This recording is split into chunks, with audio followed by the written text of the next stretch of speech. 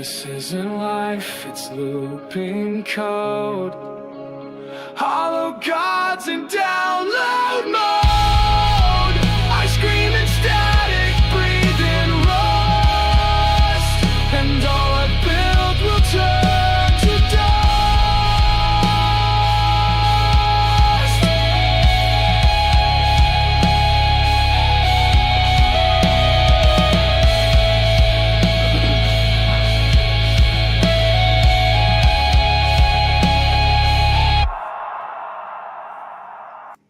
Hey, what is up, everyone? I'm a little bit blurry on here, but that's okay. There's the fog of war because we will be talking all about WCW World War III 1995. I am Nick LaRocco, General Neek, the Neek Breaker on Instagram. Hey, you can find me and hear me a lot of different ways, but I am going to be here with my buddy, the good, the great, the awesome Mr. Mack Burns. Mack, introduce yourself. Hey, everybody, what's up? I'm Mack. I know me as Curbside Hero on Instagram, and if you don't know the WCW Tag Team Champions by now, then, I don't know, learn about us. We are the experts when it comes to the WCW show that you can think of. More so Nick, because he does the investigating journalism on the show, and I just take notes in my own explicit languagey way. Oh, what am I doing? I gotta make sure we get the good. This was the WCW World War III intro song. Had to Hell yeah. get us going the right way. This is, oh my gosh, this is shredding. But yes, sir, we are finally talking about one of our personal favorite events. And I like World War III a lot because it's just very chaotic. And I've just always been a fan of those types of events where you've got so many different potential matchups and you got guys in the ring who usually you would not see in the ring together. Like, tell me another time in history you would find Hulk Hogan in the same ring with Mike Winner. But man, doesn't work for him, brother. Exactly. But man, this was a very fun event, and like we said, we have been waiting a long time to be able to talk about this show. But all in all, there's a lot of people who themselves might not be the biggest fans of WCW World War III as a concept, and I understand completely because you do have those, 3 rings, 60 guys, a lot happening, plus they sometimes organize it when it comes to the split screen setup, kind of like what we've got running here. I was really, by the way, a little production note, I was trying to make it work by getting us in that little setup, but I don't know, it was a struggle, especially because there's 2 of us trying to figure out what was going to be on the third. But hey, maybe we'll work when we get some stuff getting shown. But yeah, man, I cannot wait to talk about this show. I am so excited. I have my notes right here, and should we just get into it? Yeah, I wanted to touch on that. You guys might have noticed that we haven't done the WCW podcast in about 3 months. That's because my mother was battling cancer, and she had appointments on Fridays, and me getting out of work on Friday mornings at 5 a.m. and then having to take her to the doctors at 9 and being there until 3, it didn't leave much time for me to do anything else but sleep on Fridays. Nick totally understood. We actually watched this show like a month ago. We were planning on doing it.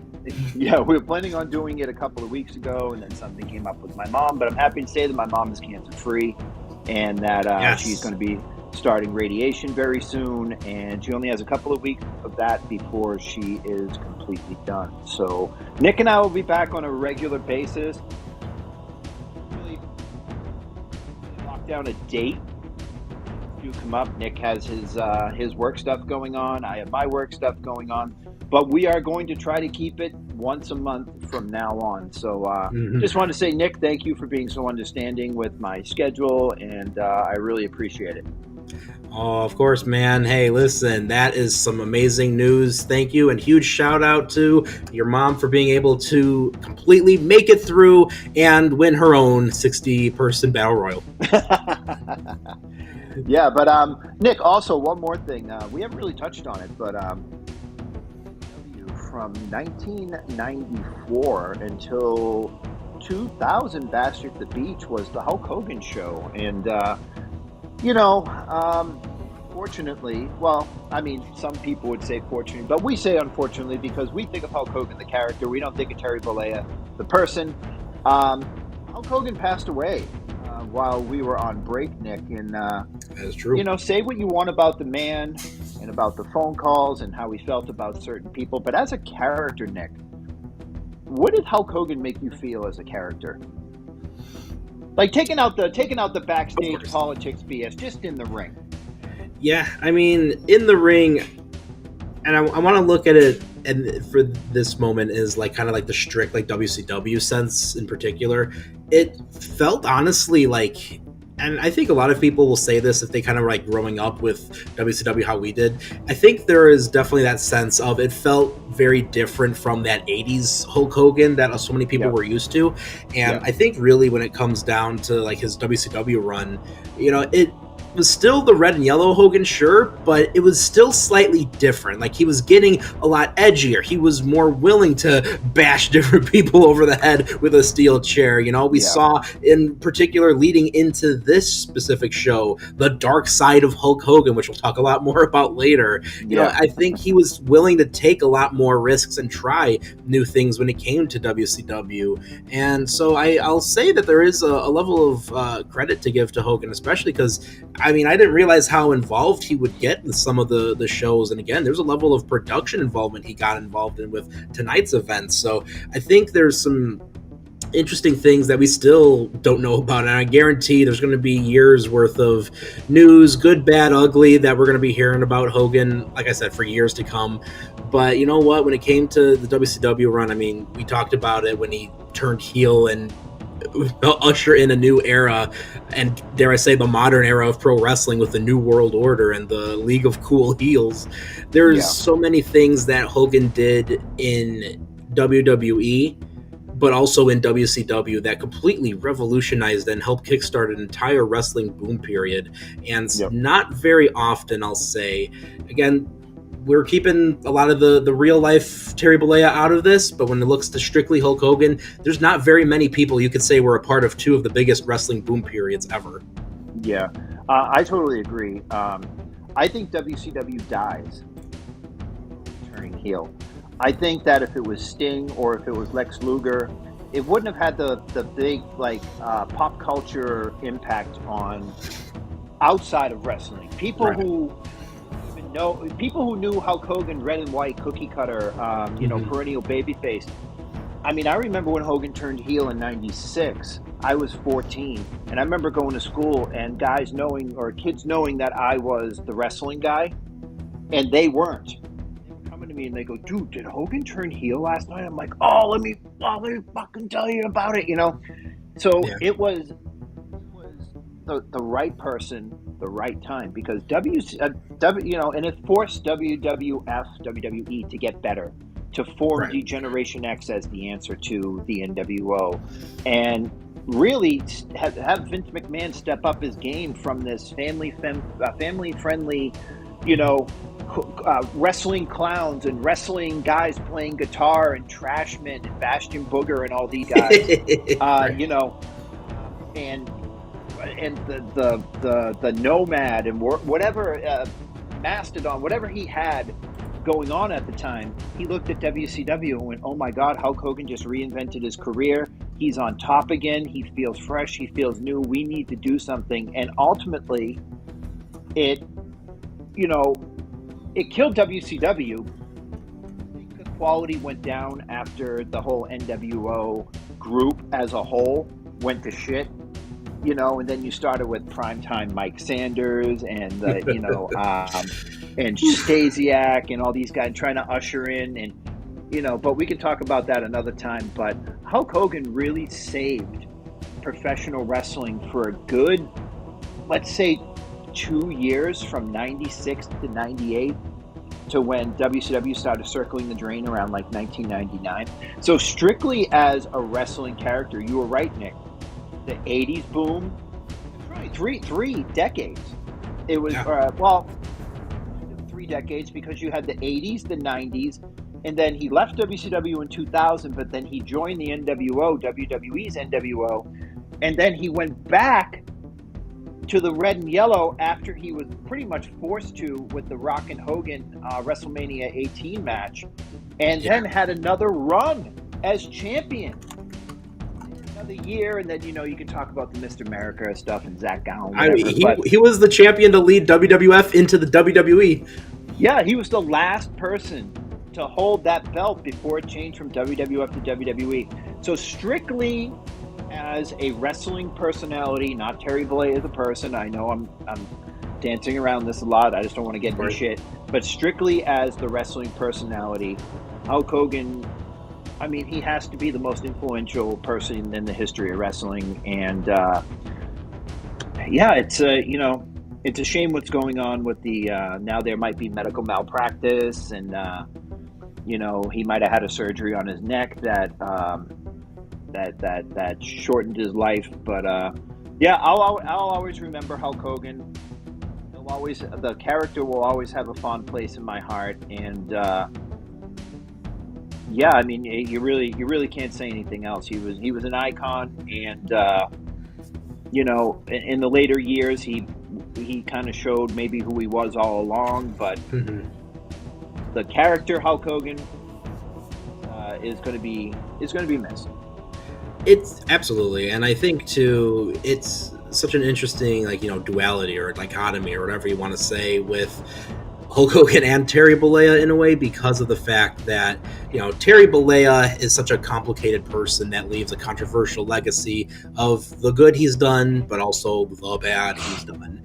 And when you look at Hulk Hogan as a character, you've got those elements of so much good stuff from Hollywood Hogan revolutionizing pro wrestling to Hollywood Hogan's insane contract being one of the catalysts for causing the death by 1,000 cuts that WCW had in the end. So, there's so much good and bad with Hulk Hogan, and I think WCW and his run there, I think, does exemplify that greatly. And whether that's by design, whether that's just life imitating art or art imitating life, that's just one of those things. And I think that's also been a huge thing when it does come down to Terry Bollea and Hulk Hogan. Yeah, I think Harvey Dent said it best in The Dark Knight when he said, "You either die a hero or live long enough to see yourself become the villain." And I think, in specifically Terry Bollea's case, that was the situation. So, that's going to be our Hulk Hogan memorial. We're not going to talk any more about it. I mean, of course, we're going to talk about Hogan on these shows as we go along, but. Hulk Hogan, the character, the red and yellow, the say your prayers, eat your vitamins. Rest in peace to the Hulk Hogan character. All right, Nick. So do we got any news going into this surprisingly enjoyable, flowing show that we watched?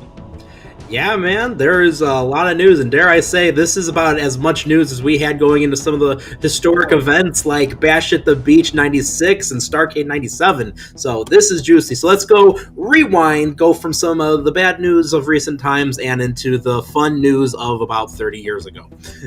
Wow, it's almost been that long. That's wild. Oh, man, but... Now, I had to do a little bit of research. I indulged in a lot of different things. I looked up old wrestling observers and tried to find a lot of news from some of the boards at the time, such as one of my personal favorites, DDT Digest. Gotta always give them a shout out. And yes, this also included me listening to an old episode of the 83 Weeks podcast. I'm sorry. But this was in the good old days before it was all grifty and whatnot. So good. It was fine then. But... in this instance, let's get us to some magic rock and roll. There we go, from the intro of World War III, and let's go right into it. So, according to the 83 Weeks podcast, this event, World War III, was actually budgeted back in 1994. So they had already planned to do a World War III way in advance while they were planning to expand the pay-per-view schedule. And I actually have a little bit of a theory on this, Mr. Mack. So, my theory is that while attendance was starting to climb once Hulk Hogan debuted for WCW, it honestly just, attendance wasn't near what it would become in 97.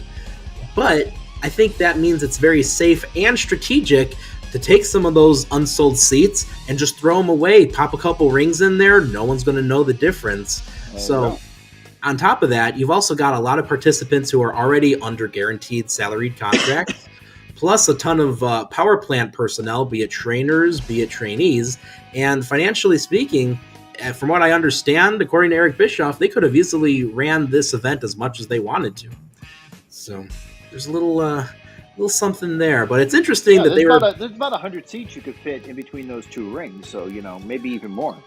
Oh, exactly. So it's pretty interesting to hear that this was planned so far in advance. It kind of, I don't know, as someone that's kind of been, trying to watch Reliving the War, shout out to Wrestling Bios, it felt like it was just kind of thrown together on a necessity of wanting something, especially a Battle Royal concept right before a Big Royal Rumble, but it seems like they've just been kind of planning this out for some time.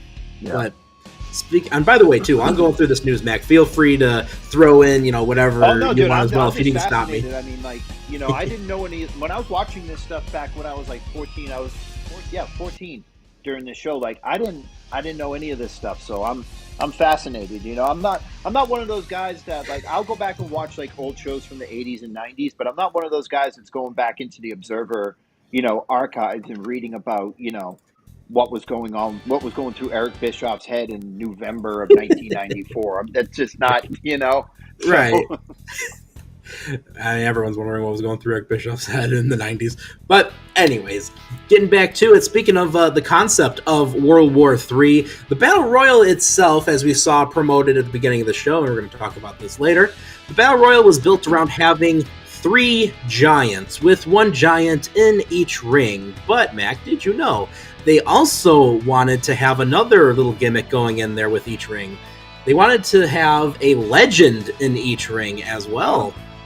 So some of the legends reportedly considered were the Iron Sheik, Sergeant Slaughter, the model Rick Martel, and Tito Santana. Okay, I understand the first two, but the second two would be in the Hall of Fame of pretty good. Yeah. So, from what I understand, too, Eric Bischoff said that this part, the just 1 legend in each ring, it just kind of was in the planning stage for it. They never really got a lot of talks on the ground with any of those guys. I think somewhere I even read Don Morocco as a potential legend as well in that list. Oh, The Rock.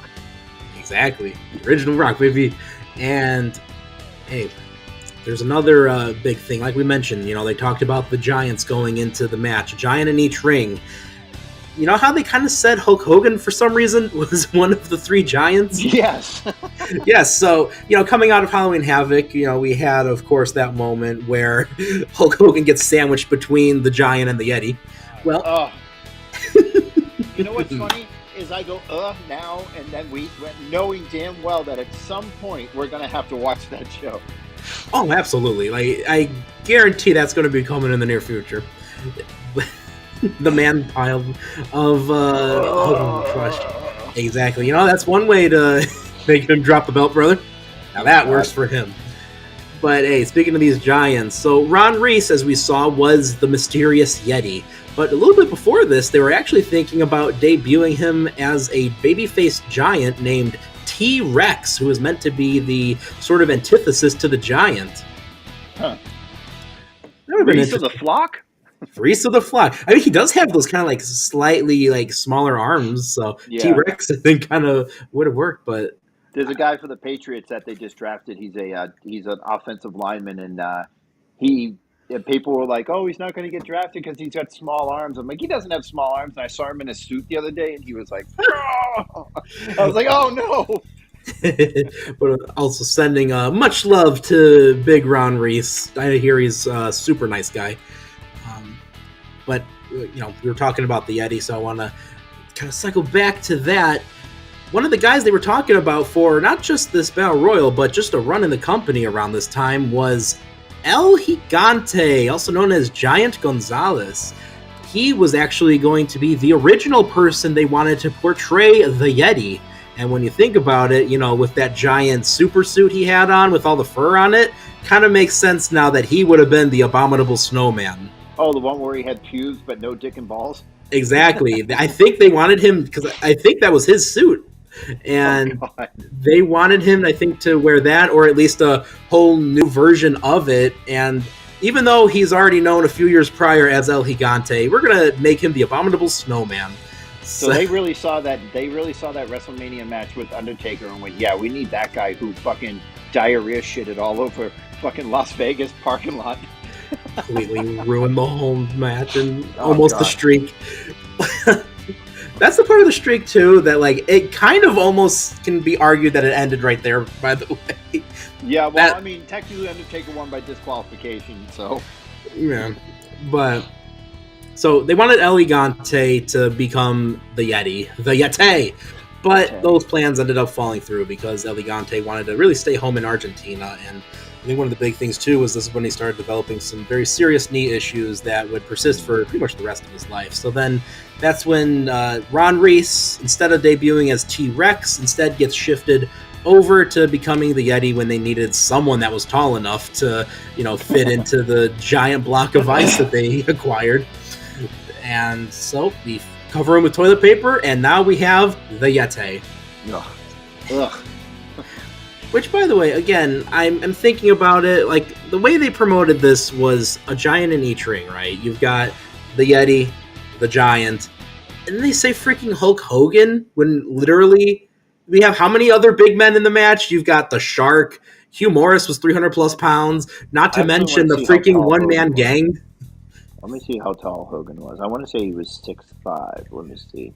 Hulk Hogan height. He is. Well, yeah, he was 6'7.5". Hogan, but compared to El Gigante, who was like 7'1". It's wild. There was a Dungeon of Doom promo, and hey, if you're watching this after this, just check this out, by the way.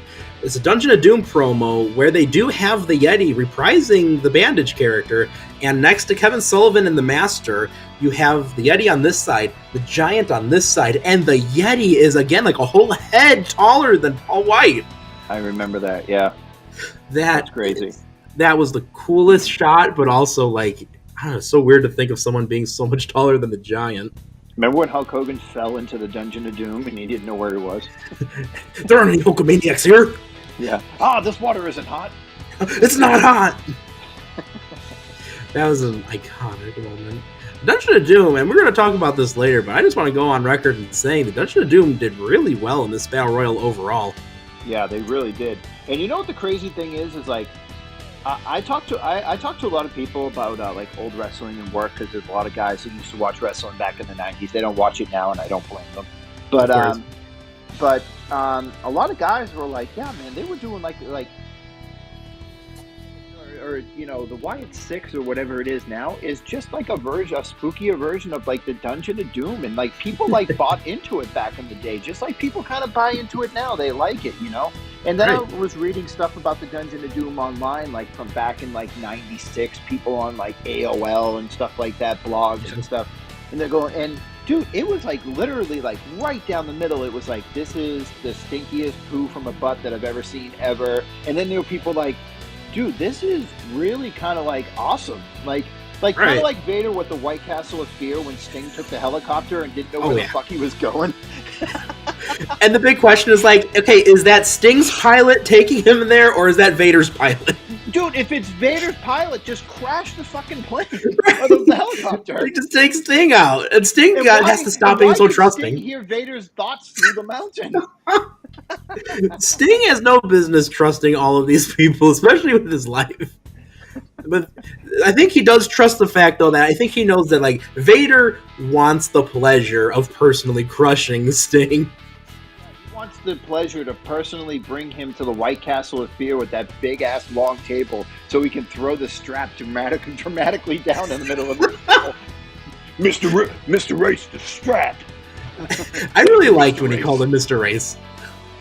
So great we called him Mr. Race, yeah. And then the fucking table, it just explodes.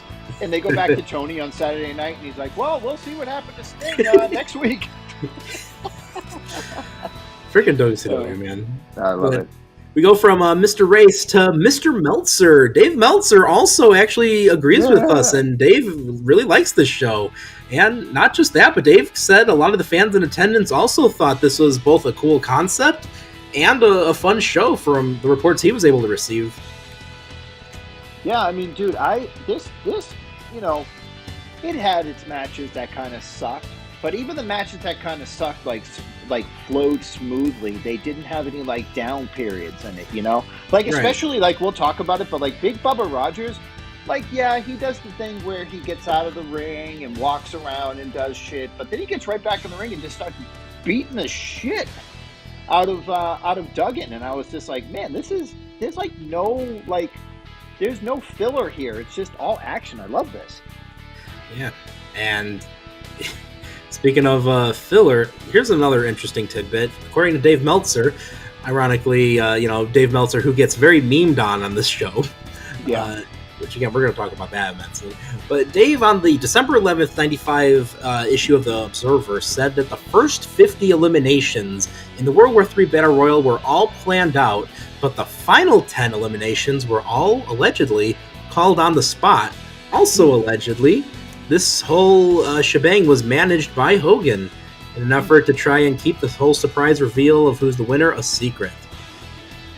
Which, when you look at the group of the final 10, it's kind of interesting. It was Paul Orndorff, Eddie Guerrero, Arn Anderson, Ric Flair, The Giant, Hulk Hogan, Sting, Luger, Savage, and did I say the one-man gang?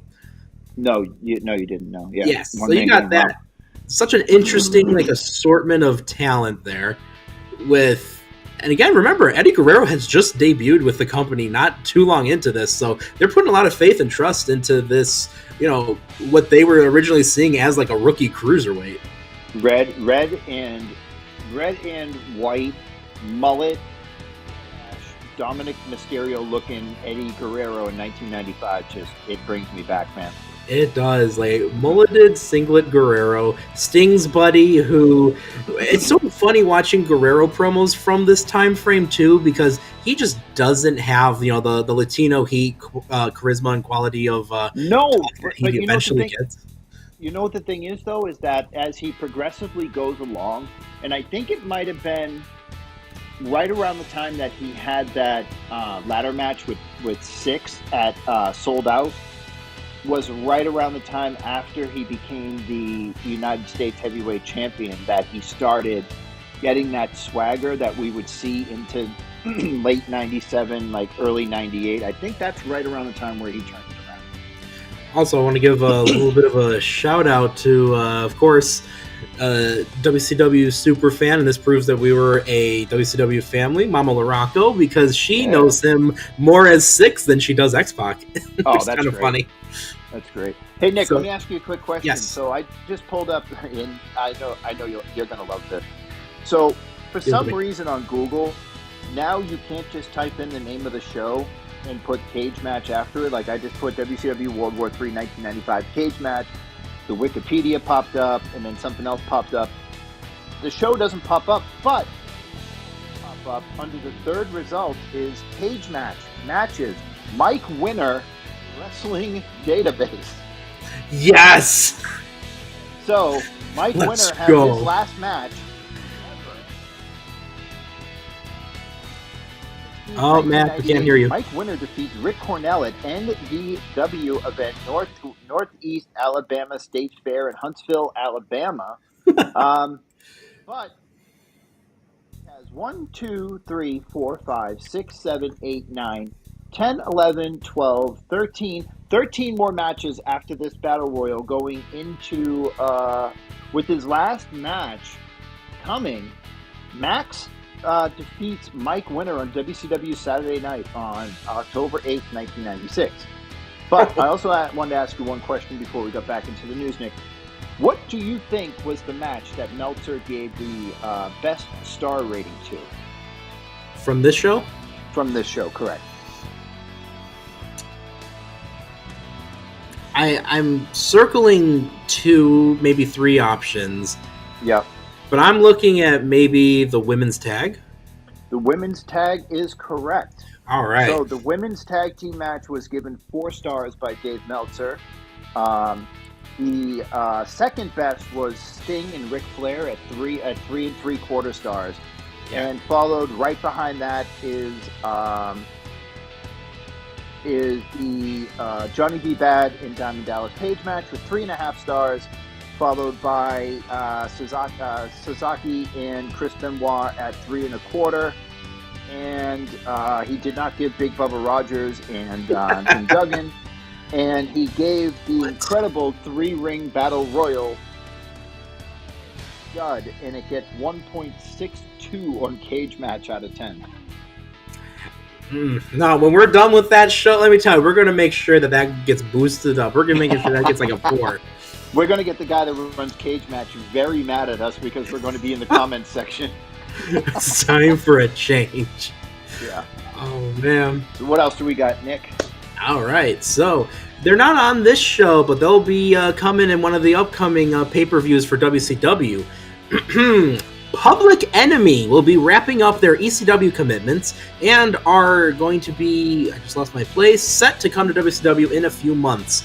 Paul Heyman is actually really disappointed to lose them, and he's trying to come up with some way to keep them in ECW. And this is actually notably following a dark match that they just had on Survivor Series 1995, so right around the corner from this show, where they actually took on the Smoking Guns in the dark match for the WWF. But because they went to the other company, they went to WCW, this is what causes Public Enemy to develop a lot of heat when they come back to the Fed in 1999. Yep, and then they get the absolute dog shit out of them by Farouk and Bradshaw on that Sunday Night Heat in May of, I think it was 98, I want to say, or was it 90? It was, it might have been 96, but they, oh my God, I watched that match the other day with the Deadlock boys. Shout out to Deadlock. Yes. And they, oh my God, dude. Like, they just didn't stop. I was like, it's like the meme from The Simpsons. Stop! He's already dead. Yeah, no, I mean, if you watch, like, the way, like, you got freaking Public Enemy, and, you know, the pre-show for WrestleMania 15 involved a Battle Royal, where the final 2 survivors were going to get a tag team title shot on the card of WrestleMania, which is actually kind of a fun concept. But Public Enemy, you know, you think they do really well in a Battle Royal like that, but they just get annihilated, like, almost immediately in the Battle Royal, and then get released the following month. Yeah, I don't know why, I mean, listen, Paul Heyman's philosophy with wrestlers that didn't know how to wrestle but had a lot of charisma and great character was hide the negatives and accentuate the positives. So he would have Public Enemy come out with tables and doing the hey ho, you know. Exactly. And he hid the negatives that they were ass when it came to professional wrestling in ring, you know. And that's what happened. Like, that's in WCW. They paired them with the Nasty Boys. We watched that on the Bash at the Beach 1996 show where they had the concession stand but lifeguard battle tag team match. And but when they came into WWF, they were. Did you know that they were paired against Edge and Gangrel at first, and they had a feud with Edge and Gangrel and Christian? I do not remember that, but... So it was a Sunday Night Heat and a Raw feud where their first match, they end up winning and beating Edge and Gangrel in a match when Christian jumps the guardrail because Christian wasn't in the group yet. Oh, wow, that was them. Yeah, so Christian jumped the guardrail and Rocco Rock rolled up Gangrel for the win. And then, like a couple of weeks later, Christian is on their side and they get their lick back when Christian interferes, and then they get the blood dropped on them. Ooh, remember, too, this was another one of those moments where you have the old Vinnie Mac, you know, renaming thing going on. Hey, we already got The Rock, so they changed his name from Rocco Rock to just simply Rocco. Yeah, and he was still coming out with the shirt that said Rocco Rock. Yeah. So they already, you could tell they just didn't even care. Yeah. But here's something kind of cool. So originally, WCW wanted to rename Public Enemy to the Mack Daddies, which I'm glad they stuck as Public Enemy. But WWF, if they signed there, WWF actually wanted to rename them Assault and Battery, which is kind of a cool name. Hey, did you know, also, speaking of names, did you know that when TNA signed the Dudley Boys, they wanted them to be the Deadly Boys? Oh, that's sick. So they wanted to name them Bubba Ray Deadly and Devon Deadly. And then they were going to bring in, and they were going to bring in Johnny Devine when they were doing the X Division thing. Yeah. And they wanted him to be something like Bloody Divine or something like that. But I guess Paul Heyman owned the names and made a deal with when he came into WWF with the Dudley Boys and Vince McMahon. So when they left, they were able to keep their name, but it was on the docket that they were going to change their names to the Deadly Boys in TNA. Oh, that's actually really cool. Yeah. Oh man, now I kind of wish they would have done something with that. Oh man, but hey, getting back onto this news here. If you could believe this point, Chris Benoit and Eddie Guerrero have been getting rave reviews over a match those two had together. What? Get the fuck out of here. Must have been in Japan, brother, where no one saw it. Yeah, brother. But hey, they had a match on Saturday night recently, potentially a dark match. Not quite sure. I had to check on Cage Match again for that. But Chris Benoit and Eddie Guerrero had a match together, and again, people are looking to book those two together in particular a whole lot more, and we do end up seeing them wrestling each other a lot. And so one of the things, too, that's kind of interesting is Chris Benoit gets slotted into the Four Horsemen due to some other talents being injured around this time. So Benoit has just recently become a Horseman within the last couple of weeks, too, leading into World War III. And they also were looking at the potential of Eddie Guerrero once Pillman left later on, but ended up going in with Steve McMichael. But two other potential talents that could have potentially been Horsemen if Benoit didn't get selected was... I can't imagine this one, but I could see it with the lineage. Randy Macho Man Savage. I can see that, yeah. And Alex Wright, Das Wunderkind. I know that was a huge... Ric Flair's always loved Alex Wright. That's a Ric Flair guy right there, so I could see that one. He would live for the Horseman Party style. I just looked it up in the Eddie Guerrero versus Chris Benoit match. The first match they ever had in WCW actually took place on the October 16th, 1995 edition. Is that right? What date is this show? Because this show's in November, so that probably... November 26th is World War III, so that probably is the show.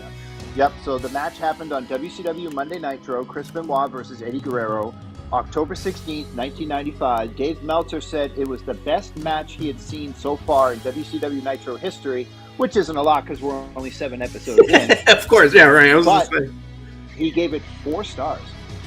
Ooh, all right. So, it seems like a lot of people are getting really into that. So, It's really exciting.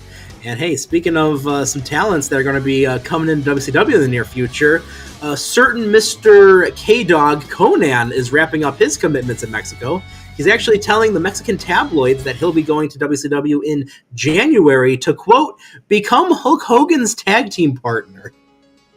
Gotta have... Me when I'm lying big. Gotta have the Hulk Hogan of Mexico teaming with the Hulk Hogan of Hulk Hogan's USA, brother.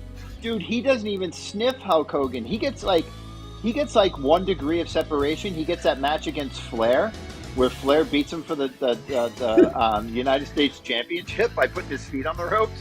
But that's all he ever gets. And then he's Rowdy and Bowdy and peeling potatoes and shit in the NWO. That's pretty much the closest those two get to being partners, is just being in the same stable with a million members. That's it. But here's an interesting one. There's a story going around that Michael Buffer was given an ultimatum by WCW to either be full-time with them or full-time with the UFC. Due to the consistent salary and the increased number of events, Buffer instead chooses UFC. No. Yeah, of course. Eric Bischoff actually denies this rumor, though, and it seems that Conrad Thompson also seemed to dispute the story, so we're just going to take this one with a grain of salt and just more joke about it than anything. Nitro has been running into overtime around this period because they want to earn a few extra ratings points against Monday Night Raw.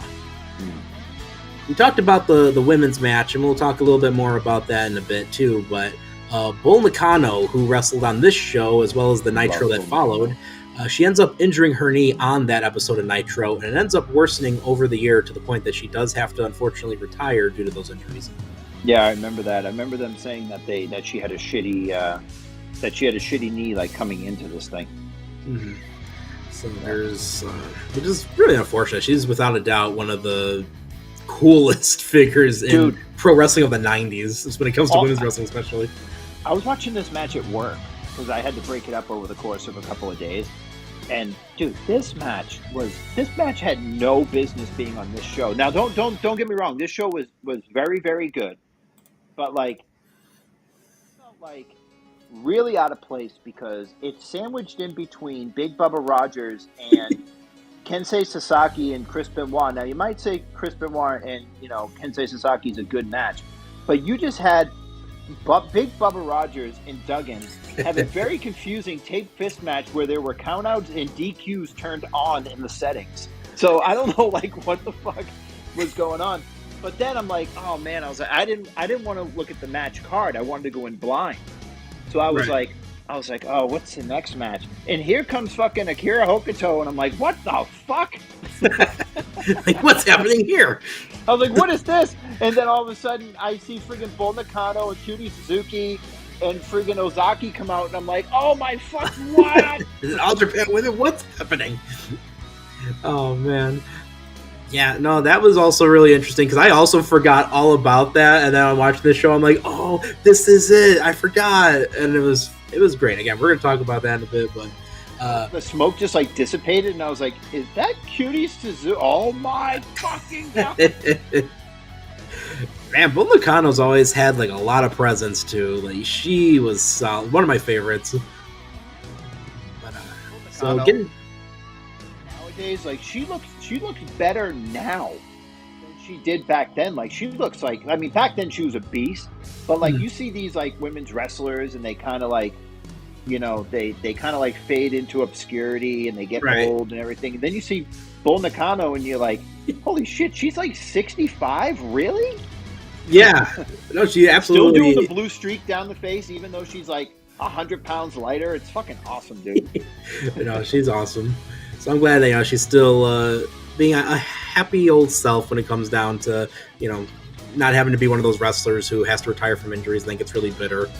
Yeah, no, and even though she had a very not short career, but even though she had a very condensed career, she's still remembered nowadays because of just her in-ring quality. Now, even after she hurt her knee, she was still wrestling for a year and still putting on fucking banger matches. So you gotta.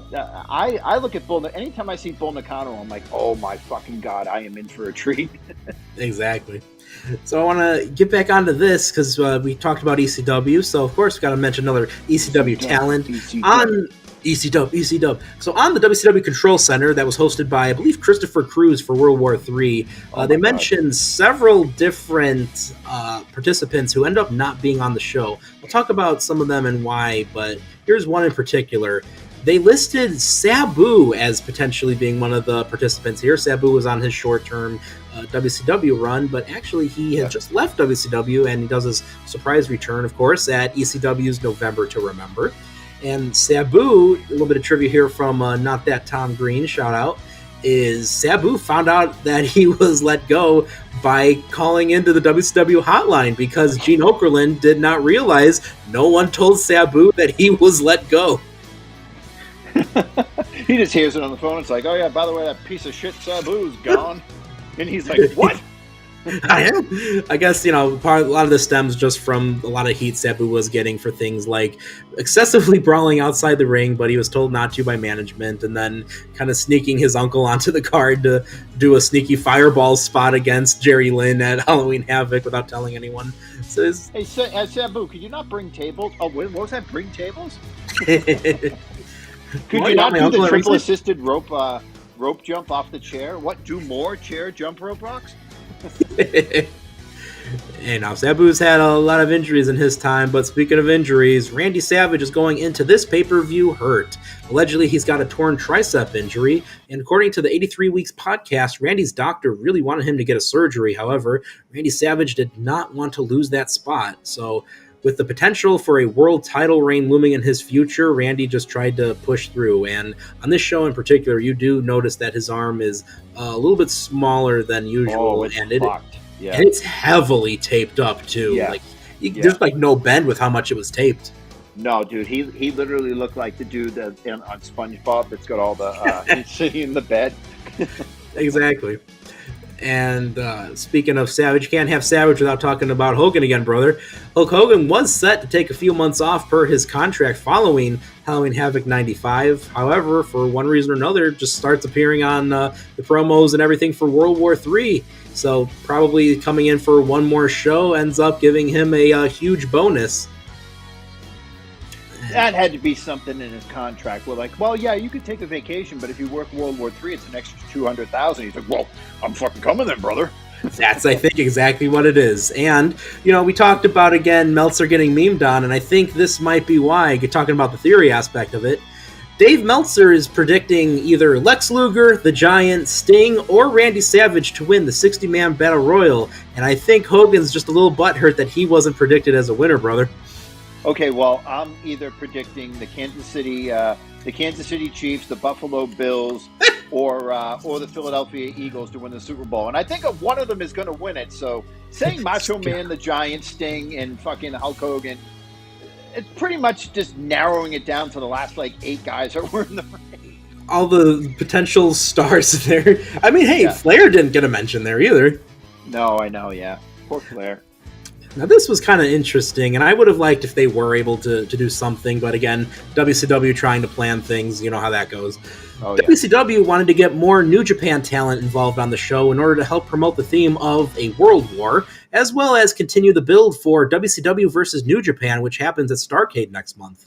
Due to other booking commitments for New Japan talent, this didn't happen, and a couple names in particular I want to throw out there. One of the guys that was also listed on the Control Center who ends up not being in the show, but you do even see him wrestling in the sort of montage that they did on the intro, was Jushin Thunder Liger. Now, like I said, he's in the video package, and on top of that, they talk about him in the Control Center, but for one reason or another, we just don't get him here. Kensuke Sasaki we did end up getting, and he has a match with Benoit, and of course, wrestles in the Battle Royal with his Hellraiser partner, Hawk. And there was also a potential rumor that they wanted to get Chono and Masa Saito for this match. But again, weren't able to. But can you imagine those two guys in there? Yeah, let's just drop out all the fucking New Japan all their beef. Mid to upper card main event guys. Drop them out because that'll work for me, bro. Yeah. Well, dude, if we're going into World War III, I think I should throw out any non-American dude. Let's get Tenryu in here too, dude. He didn't want to lose to me, so we had to fight the World Warriors. Oh, but hey, I'm gonna toss this Japanese ass into the third row, brother. Speaking of New Japan's actually super impressed with The Giant. The Giant just made an appearance in Tokyo for one of their joint shows with WCW, and New Japan thinks that with more experience, The Giant could very well become the next legendary Gaijin monster. WCW, though, just doesn't want to give up The Giant that easily, and then New Japan ends up saying, ooh, well, what about this guy, Ron Reis? So we talked about this, I believe, the last time we did a show, that there was some interest in Ron Reis, but so much so, in fact, that Ron Reis becomes the short-lived gimmick of the Super Giant Ninja, who we see on this show in particular. They still call him the Yeti, but Mack, there he is, look at it. Oh my God, the jump scare. There it is. Gotta have it every time. Oh my God. The freaking Super Giant Ninja. He looks like Aldo Montoya and Quang had a baby. He does, dude. Oh, don't forget the little shoulder pieces. Like, there's a little bit of Hayabusa in there. Oh, yeah, dude. You ever notice that Vince McMahon, when he made, what was Al Snow's, ninja character? Do you remember? Shinobi, yeah. He wanted a Hayabusa so bad, dude. Vince did. Apparently, so I just watched Wrestling Colin, another shout out there. He just did a video on Hayabusa, and I think Hayabusa even talked with some WWE officials, so I think they kind of swerved over there because they didn't end up getting Hayabusa, which is interesting to think of Hayabusa in WWF in the mid-90s. Have you been seeing Hayabusa number 2? Oh, he is solid. I don't know who that is. I don't think anyone knows who that is, but dude, he literally walks around with a mask 24/7. He was at a ping pong tournament recently. Yeah, and he claims to be the real Hayabusa. That's his character. He's like, no, dude, I don't know what the fuck you're talking about. Hayabusa didn't die. He's like, I'm right here. Yeah, and it's that thing where the lineage is continuing. He's just like the Doctor from Doctor Who. It's so great, yeah. I love it. I'm happy. I love Hayabusa, and I'm glad the character has this resurgence as Hayabusa, as the Phoenix does. Yeah. Imagine Giant in New Japan as the Gaijin Monster, dude. That would have been so cool. It would have been, Especially, dude. I would have loved to have seen like Sasuke. I would have, dude. Oh my god, he would have had so many like. I think Chono could have maybe dragged a 3.5-star match out of him, maybe. I mean, again, like Battle of Giants. I mean, I'm thinking again. I know he's like kind of like getting towards like the tail end, but again, just the passing of the torch of like like Saito and Giant, like that would have been something. Sasuke and Giant for the Yeah. United States heavyweight title in a Japan ring. Yeah, and remember too, this is early mid-90s debuting Giant who is still super athletic and is jumping over the top rope and different things like that. Being told not to do a moonsault. A freaking moonsault, dude, that's wild. Like, Yeah. Paul White was super athletic at this time. Yep. Now, you want to talk about some Giants who might not have been athletic, but were still solid in their own right. And when I say solid, you're going to know when I mention these names. Warlord and Barbarian. Oh my god. These two meat mountains have just returned to WCW. Despite being the literal powers of pain and owning the rights to use the names Warlord and Barbarian, Jody Hamilton and Kevin Sullivan think that making them the Super Assassins is a better idea than keeping the powers of pain as themselves. And the best part about this, fans can tell based on their physiques who they are, and are even chanting Warlord and Barbarian during their matches. And here's one of the fun things about it, too. You know how, like, at the Worldwide and Pro tapings, it really didn't have a hardcore wrestling crowd there? Mm-hmm. Even people there are chanting Warlord and Barbarian. Even they know. Yeah, they were kind of just people that were walking around. They're like, hey, you want tickets to this wrestling show? Yeah. And the trick to doing it was, hey, you're at Orlando in the outdoor park. We got air conditioning in here. Come check out some wrestling. Cool off. Same thing with TNA when they ran Universal Studios. Yeah, no, that's the trick right there. Which was kind of cool because for TNA, especially because they gave everyone towels and they would just spin the towels around. Like you're watching the Steelers. The terrible towel. Exactly. Wow, here we go. The Renegade. Now, I mentioned, people that were scheduled for the Battle Royal. Renegade is another one of those names who was not in this Battle Royal. He was actually written off of TV, so he can go back to the power plant for extra training and to get a little bit of experience working with some of the independent wrestling partners. And this was shortly after the infamous "You're nothing, you're just plain old Rick" incident. Oh, God, no. Ugh. Man, the Renegade story is so freaking tragic. I think, that's going to be that could be a whole episode itself, too, honestly. Dark side of the ring. Yeah. Yeah. What was his name? Rick Fuller, right? No, Rick Fuller's Chad. I am actually Facebook friends with him. Rick Wilson. Rick Wilson, okay. Speaking of Chads, Dave Finley is being looked at as another... Yeah. as an international acquisition for WCW. However, they didn't think that they could acquire him in time for the World War III Battle Royal. But another global talent they managed to get the services of, who was able to impress WCW officials almost immediately to get signed full-time, Squire David Taylor. Yes. Fucking love Dave Taylor, dude. Here we go. Dave Taylor's in here, baby. Let's rock. And during the Battle Royal, there were a couple little kayfabe injuries that we might have seen. Well, we saw Joey Maggs and Scott Armstrong in particular hurting on the floor and having paramedics come out to treat them. Reportedly, those were kayfabe injuries. Okay. And hey, we talked about just all of a sudden seeing the women on this show. Well, WWF had just recently dropped the entire women's division again. Like we mentioned with Survivor Series right before this time, they kind of just did this just so WCW doesn't get to say we were featuring women's wrestling on our shows first. So once they did it, they just kind of threw it away almost immediately. So WCW... Wasn't there an incident where it was Aj clothesline? Yeah. And like Vince was like, nope, they're having better matches than the men. Get them the fuck out of there. Yeah, Vince getting so terrified of what Aja Kong can do, that's exactly what it was. But again, we were talking the All Japan women getting let go from WWF as well as Medusa. It's a perfect opportunity for WCW to get them because this also leads into that infamous trash can incident come December. Let's see. On Twitter in 2025. Exactly. I got 3 more just real quick points to run out here, and then we can get right onto the show. But Vader just got released. He was released at the end of October, and this follows that backstage incident we've talked about previously with Paul Orndorff in flip-flops. According to Eric Bischoff, it was... Huh? Oh, I couldn't hear you there, Mac. All right, Mac's getting a new set Can you of... hear me better now? Yes, sir. All right, yeah, I was saying stomping his face in with flip-flops. Yeah, Vader getting absolutely annihilated and then let go from WCW after getting destroyed by Paul Orndorff. That very much is a deep cut, deep kick, honestly.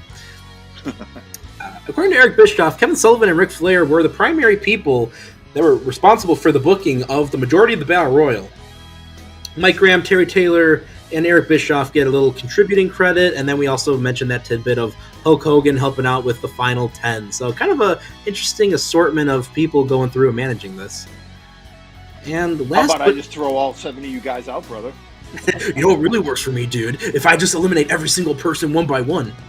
Yeah, if you guys just like, put your bellies over the ropes and I just like walk by and just push every single one of you over. But imagine me as a bulldozer, dude, and I'm just pushing everyone out at once.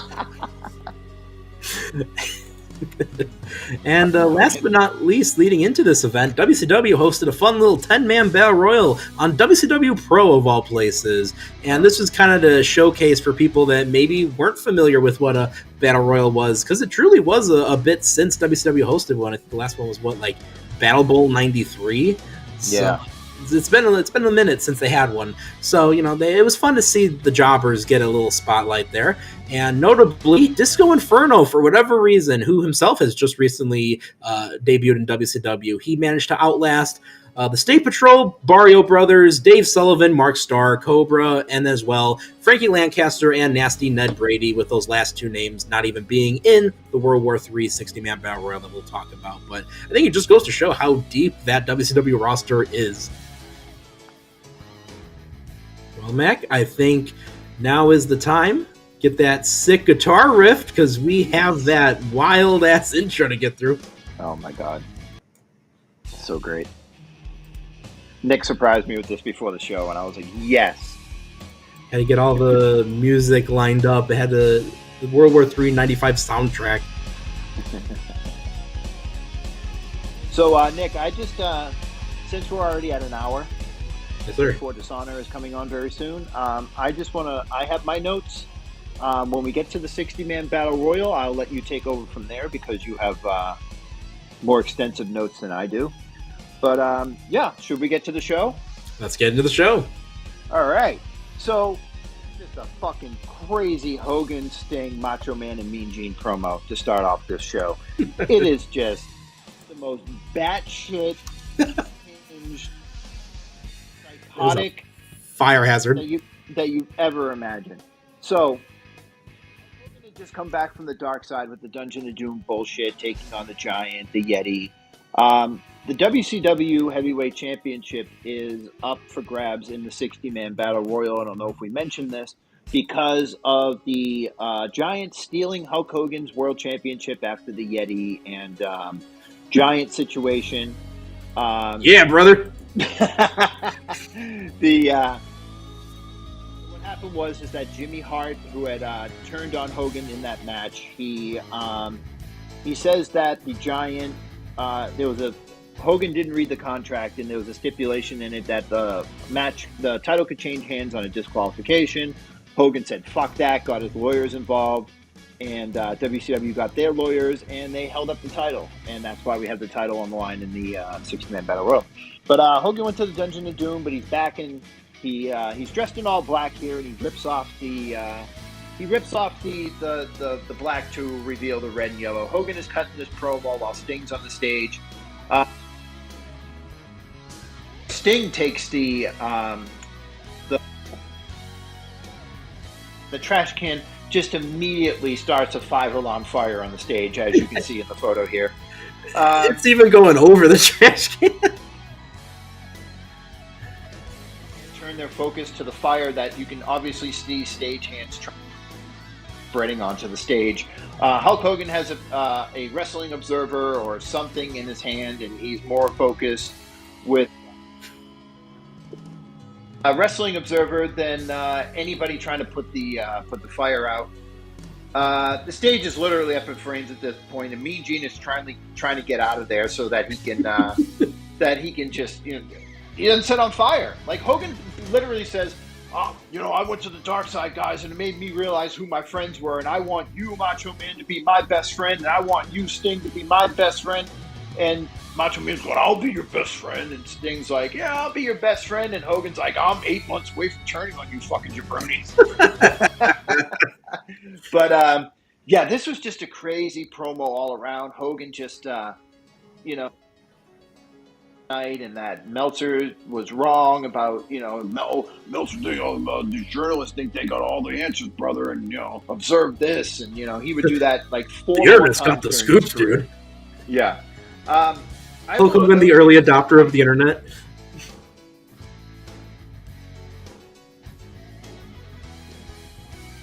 Oh, Mac, can't hear you anymore. But the freaking fire, and I mean, look at like Randy Savage's outfit. That could so easily catch on fire. The Sting, of course, is like all one the that tassels. Yeah, all those tassels. I have a little note here, Nick. I shudder to think what would have happened if Hogan had never changed his gimmick and joined the NWO. It was already stale and outdated in '93 when he left, and here in 1995, even though he's still over, he's not getting the same reactions that he was getting in his heyday. I'm sure you would agree with that. Absolutely. I mean, I think even later on when he has his own personal promo with Mean Gene, you could hear the crowd starting to just, trash on him and meme on him. Yeah. So, so you can see stagehands in the background trying to put out the fire. Sting and Macho Man are trying to put out the fire, and Hogan's got his own agenda talking about Dave Meltzer and the world title. So to start off the show, we have the WCW World Television Championship match between the champion, Johnny B. Bad, and Diamond Dallas Page dressed as a homoerotic Power Ranger. Dude, this match actually really surprised the hell out of me because, I didn't realize how good Johnny B. Bad was because, people think of like Mark Merrow, right? And how bad WWE cut his balls off. Hold on, Nick. I'm going to turn on a light in here. 1 second. All right, it's getting pretty dark. Hold on. The dark side, brother. I'm going to the dark side, brother. Yeah. But I put Kimberly is stunning. Absolutely. One of the most beautiful women I've ever seen. Like, she's too good to be in wrestling. Like, to be around all these fucking just disgusting slob of men. Which, again, I think that's kind of the fun part with the whole feud was the fact that Johnny B. Bad was almost trying to save her from all of that. Yeah. Johnny B. Bad is just over with the crowd. DDP is about a year and a half away from being, the DDP that we know and love now to this day. Crazy to realize that in a year, DDP is going to be the hottest guy in the company.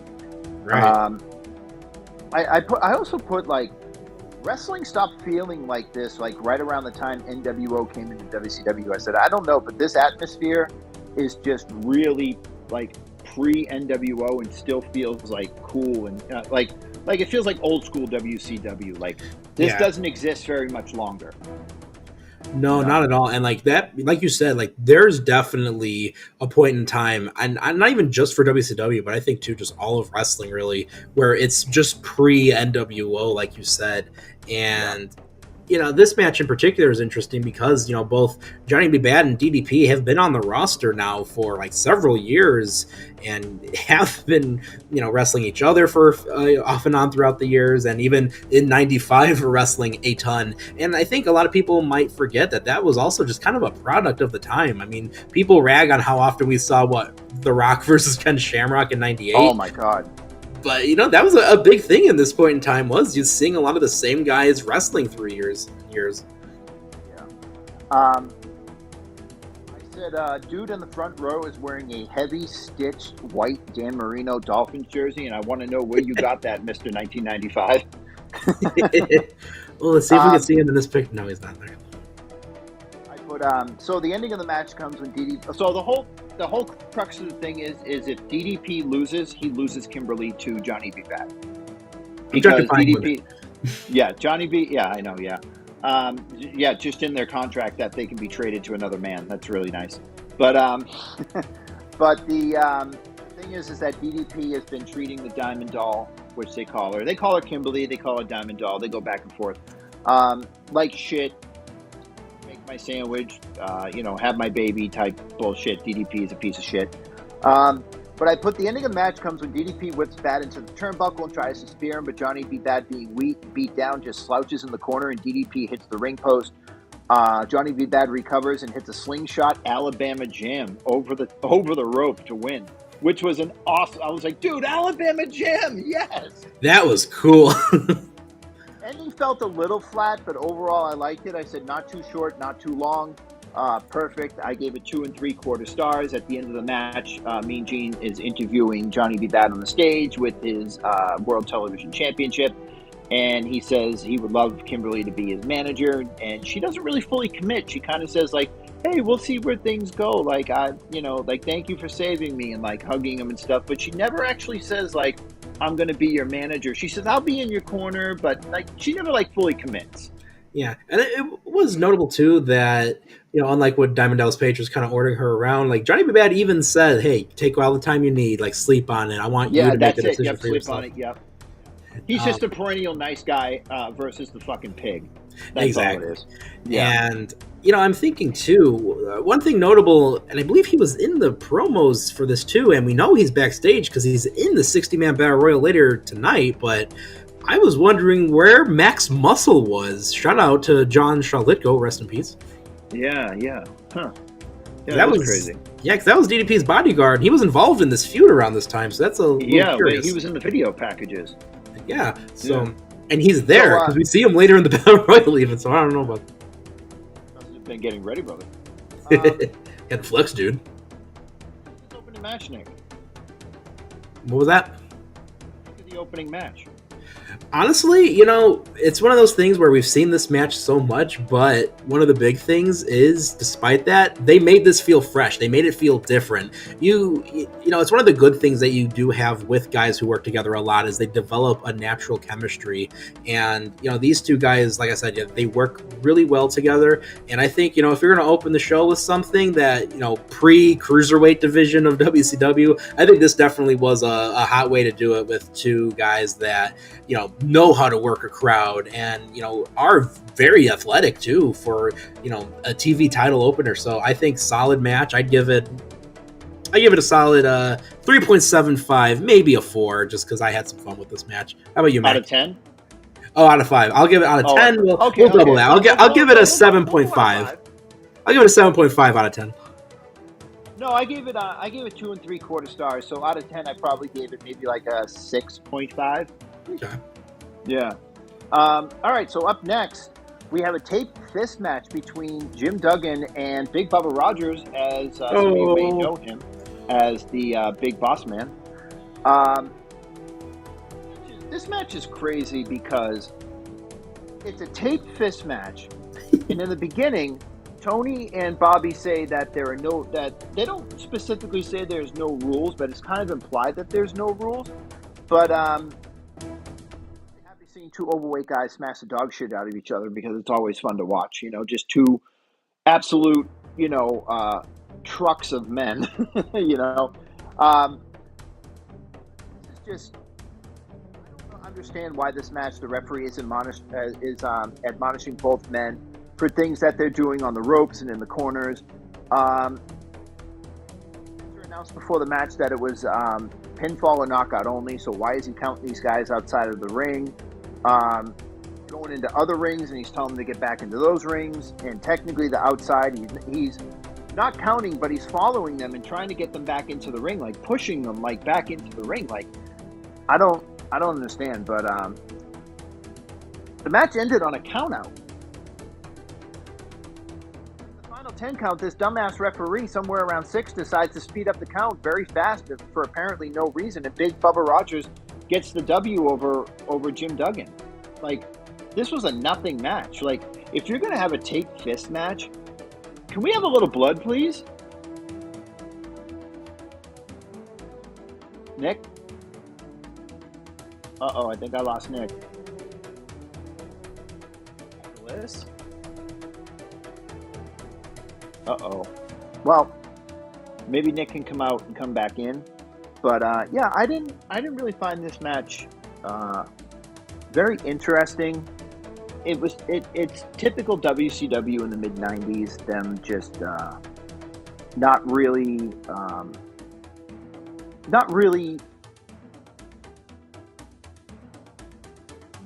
you know, knockout or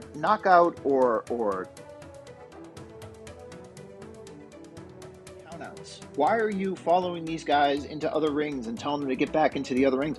Shouldn't this be no disqualification? You know, I don't get it, but it was very meh for me. I gave it a 1.25 stars. You know, I like Big Bubba Rogers. I like Jim Duggan. I think both of these guys are very over characters. You want to boo Big Bubba Rogers. You want to cheer Jim Duggan. But this just didn't do anything for anybody.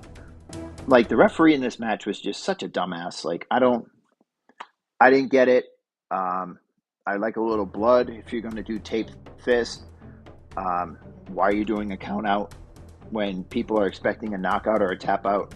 Like, I just didn't get it. But I gave it a 1.25 stars. Can you see and hear me? I can hear you. All right, awesome. Yay, we're back. All right. I was worried that me leaving was going to reset everything, but it did not, you know. No. I just went over the Big Bubba Rogers match saying that it ended on a count out. VK Wall Street walked down.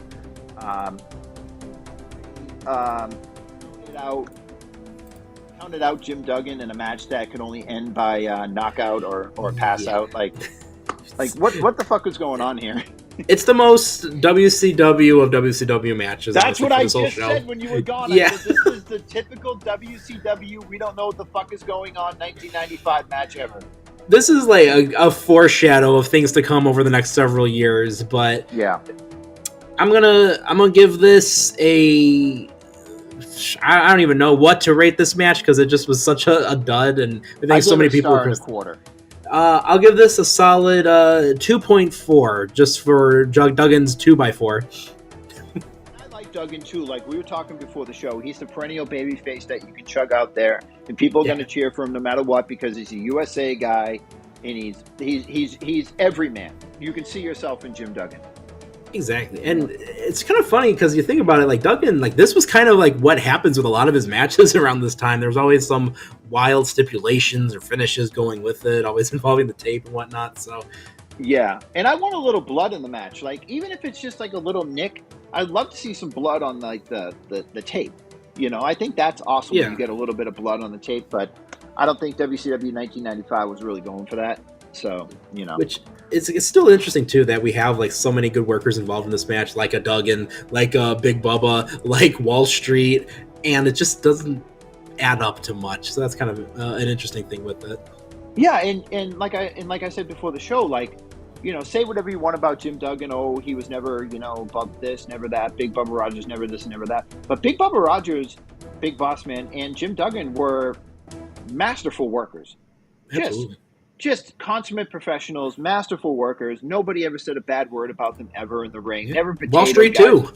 Yeah, Wall Street too. Safe workers, you know. But and you think you got the ultimate bad guy in Big Bubba Rogers that everybody hates, and you have the goodest of good guys, Jim Duggan. You get in there, and you think these two could put together a match full of heat. Like, okay, Duggan starts out hot, and then it's heat, and then Duggan makes his comeback, and Duggan wins. That's the typical Big Bubba Rogers match. That was the first Nitro with Hogan. Exactly. Big Bubba Rogers got in the ring. It was Hogan dominating, and then for like 8 minutes, it was heat, and then Hulk Hogan did the shaking and coming back and eventually won. That's the Big Bubba Rogers match. That's the typical heel match. And then you have a referee who's went 5,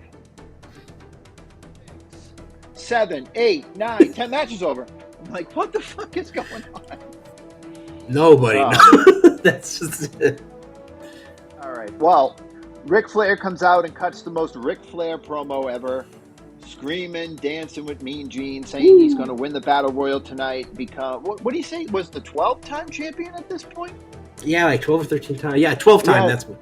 12-time. Yeah, 12-time champion. He's going to walk the aisle with the belt and style and profile and just all that. It's just think of a Ric Flair promo and add in World War III instead of any other pay-per-view name, and you pretty much got it there. Not saying that all Ric Flair promos are the same. He had the passion and everything, but it's a Ric Flair promo.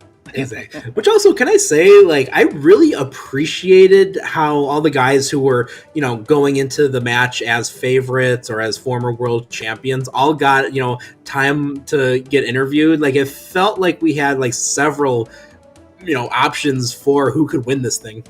I would have liked to have seen a Mike Winter interview with Mean Gene. Straight from the power plant. He's got to drive all the way to Norfolk. So, next, we have Japan Women's Tag Match. It is incredible. I don't think you can, dude. So, the Women's Tag Team match kicks all kind of ass. It's Bull Nakano and Akira Hokuto versus Mayumi Ozaki and Cutie Suzuki. And they just fucking killed it, dude. Oh my god, this match was crazy. Not only was it fast-paced, but Ozaki landed on her head 3 separate times in this match that jump scared me while I was at work. I think 3 separate times I went, oh, Jesus! Yeah, like, this was one of those matches where you watch it, and I think just knowing, you know, with hindsight, of course, and knowing what, you know, becomes of women's wrestling as we go through the 90s and early 2000s, like, this is one of those ones I'm watching, and I'm like, this is so ahead of its time. Like, oh my gosh, this feels like it was straight out of, like, modern women's wrestling. Can I just say one more thing I forgot to point out during the Big Bubba Rogers and Jim Duggan match was Bobby Heenan had an all-time line here where he goes, Tony, did you know that Duggan's mother was a Tape Fist champion? And he goes, no, I did not. And he goes, yes, and his father was an Irish setter. Ladies and gentlemen, the brain. Out of me. But it mentions that Hokuto and Kensuke Sasaki went on one date and got engaged after that date. Wow. Which is crazy. They are still married to this day and have 2 children together and live in Japan, which is fucking awesome. Hey, if you know, you know. Shout out to them. But yeah, this was such a freaking cool match. Oh, Mack's getting connected. But yeah, so I mean, looking at this match in particular, you know, people, I think, you know, like to look at how WWFO tried to, you know, get that first shot in and bring in the All Japan women. But, oh, is Mack okay? Oh, we lost Mack. But, you know, WWF did kind of shoot first when they acquired the All Japan women. But like we said earlier when talking about the news for the event, I mean, Bischoff made it seem like there was much more going into what WCW wanted to do with a women's division.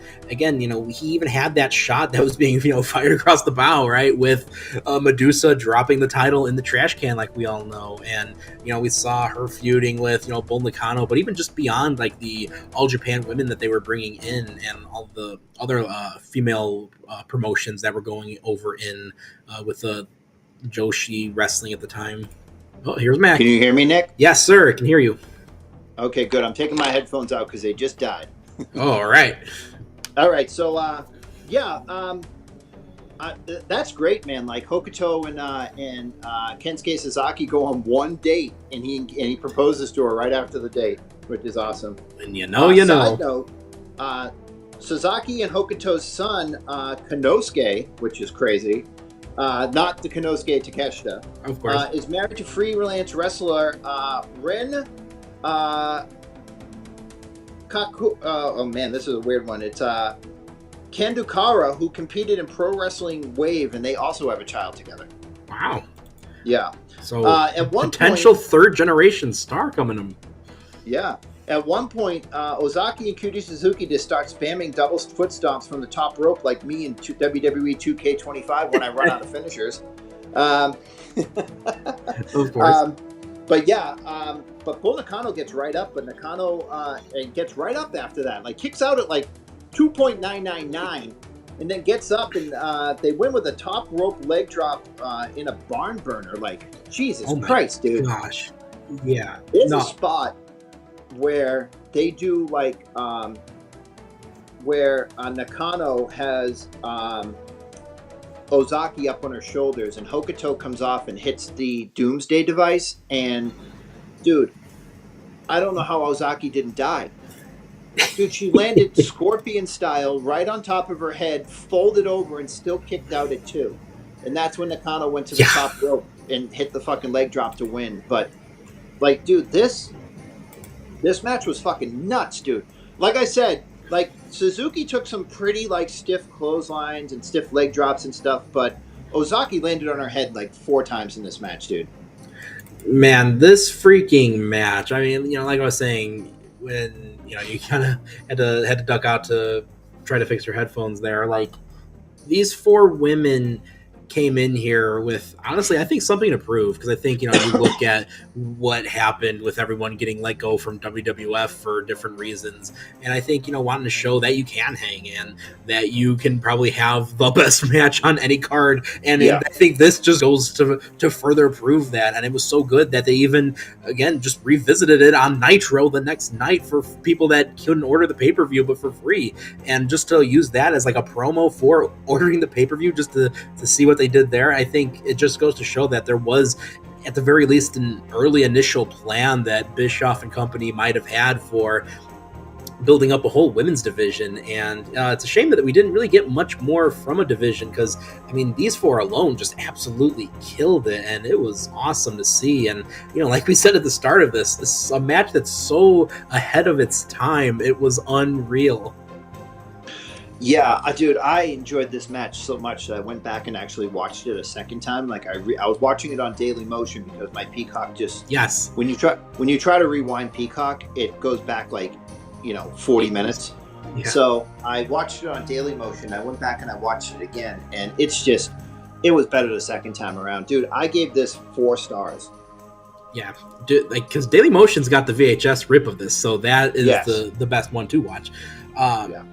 But yeah, you know, when it comes to star, I gave this a 5. I gave this a 10 out of 10. Like, I could not just watch this match. You know, I had to just, like, actually just stare right at it. I was taking no notes. I don't have anything written down for this. I was just taking it all in because, again, this match was so freaking ahead of its time. Yeah, dude, I love this so much. It was everything that you would want a Japanese women's wrestling match in Japan to be, except for in America. Absolutely. Like, it was just so good. But yeah, moving on, we have the WCW United States Championship match between Kensuke Sasaki, who is the current WCW United States Heavyweight Champion, versus a newly minted into the 4 Horsemen, like Nick eloquently mentioned in the Observer notes, into the 4 Horsemen. Benoit, 95 in the Horsemen. That just doesn't seem right at all, does it? Right. That's, again, like, it's so crazy because, and a month later is a Horseman. Yeah, I mean, it's just nuts. Like, fresh out of Japan, like Benoit. Yeah, exactly. So, but before that, we got Lex Luger out with Mean Gene. Luger reads in his entire promo off the cue cards. You can see him just reading. Says he's looking at like a teleprompter or something. What'd you say, bud? I was just to say, like, Luger's looking at, like you said, like a teleprompter or cue cards or something. He's just looking down, and like his eyes are scanning it the whole time. Basically, just says that he's going to beat Macho Man tonight, and then after that, win World War III, become the WCW Heavyweight Champion, and take his rightful place at the top. So Benoit and Suzuki for the U.S. Championship was good, but it never felt like they got out of first gear. Benoit quickly got out of a submission move, only for Sasaki to clothesline the shit out of him, pick him back up, and spike him with a modified brainbuster for the win. Not really much to talk about. Benoit hit some clotheslines. Benoit hit some scoop slams. Goes to the top for the headbutt. Misses the headbutt. Goes for the crossface a couple of times, but Kensuke Sasaki gets to the ropes. I really didn't understand. I mean, Benoit's a month into WCW, I understand. But just putting him into the Four Horsemen, like a group like the Four Horsemen, and then having him get essentially squashed by Kensuke Sasaki, even though Sasaki is the United States champion, felt very counterproductive. What do you think, Nick? I think, okay, I'm a little kind of iffy on it because, like you said, Benoit just became a horseman. But honestly, too, when you think about it, like, I was watching the episodes of Nitro going into this, and really there wasn't much mention. It's like one moment Benoit's wrestling with the yellow trunks with the star on it, and then like a week or two later we see him with the horseman tights, and it's like, what? This happened? And if you weren't keeping up with Saturday Night, that's where we see him become a horseman with Saturday Night. And coming into this match, this is why I'm iffy about it, though, is Benoit losing to Sasaki is okay with me because I think they were trying to really legitimize Kensuke for simply he won the title from Sting. I think there was that element of making a deal. I kind of wish we had something in here where maybe, like, I don't know, Brian Pillman tried to do a run-in to help keep Benoit, give him a shot at the opportunity, and then all of a sudden Kensuke's partner, Road Warrior Hawk from Japan, runs in, and it's like Hellraisers versus the Horsemen, because we get a little something of that later on in the Battle Royal, so I wish they kind of gave us a little preview to that here, but that might, again, it's hindsight, but I think that was a missed opportunity. But like you're saying, this match was a little slower than I would have liked, and kind of picturing from these guys. And there's one spot in particular where, there's always that tendency when we're watching Chris Benoit matches to kind of look at it and be like, was that the thing that did it? And in this match, dude, all the fucking time. Yeah, and I think in this match in particular, I'm thinking of when he dived to the outside, his head, boom, into... It's not just the steel guardrail. Because of the way they tied together the barricades for the World War III rings, it was like a reinforced double barricade that he whops his head onto, and he is just like seeing stars afterwards. And that looked like a shoot to me. That didn't look like he was just selling it. No, that was when they went out the side of the ring. The fans when Kensuke Sasaki was like leaning up against the barricade. Yeah, I remember that. Yeah. I just didn't write it down because I think I wanted to put it out of my brain. Right. And again, like, it's one of those moments, and you just do it with a Benoit match where it's like, was that what did it? But that's always a Benoit match. It's like when Triple H hit him in the back of the head with the chair in that Iron Man match, Yeah. Like, that's what I think of. I'm like, nope, that was it. That was the scariest one. Yeah. So next up, we have, let me see, Mean Gene out with Macho Man after a video package chronicling him and Lex Luger's feud. Macho Man says he's 1,000,000%, and Gene questions out. Macho says, I mean, that's better than 100, right? Better than 100. I'm feeling 1,000,000%. Yeah. I said, I have to admit, during the video package, there was a white Macho Man fit that looked like it had lipstick kisses all over it, and I don't know why he didn't use that one anymore. It looked fucking fantastic. That's true. Did you see that during the video package? I know the one you're talking about. I can't remember from the video package, but I know exactly which one you're talking about. Yeah. So we get to the match. Luger and I put in my notes, Luger and Savage really have a nothing match. It consists of Randy beating Luger all over the ring and hits an elbow drop, but Jimmy Hart distracts the referee. Luger takes advantage and racks Savage on the outside, throws him back in the ring, applies an arm wrench to the injured arm of Macho Man, like we had talked about. He torn his triceps, and Macho Man passes out. Luger wins and won't let go of the arm lock. During the course of the match, Tony tells Bobby that Luger and Sting are going to be a tag team tomorrow, which is crazy because Luger is a heel and Sting is the ultimate babyface in this situation. Mm-hmm. Sting comes out to save Macho Man, whispers something in Luger's ear, and he lets go with a hold. This was... I think this match served the purpose of getting Macho Man sympathy and really creating a narrative that there's no way that Macho Man can now win the 60-man Battle Royal because Luger just beat him to shit for like 8 minutes.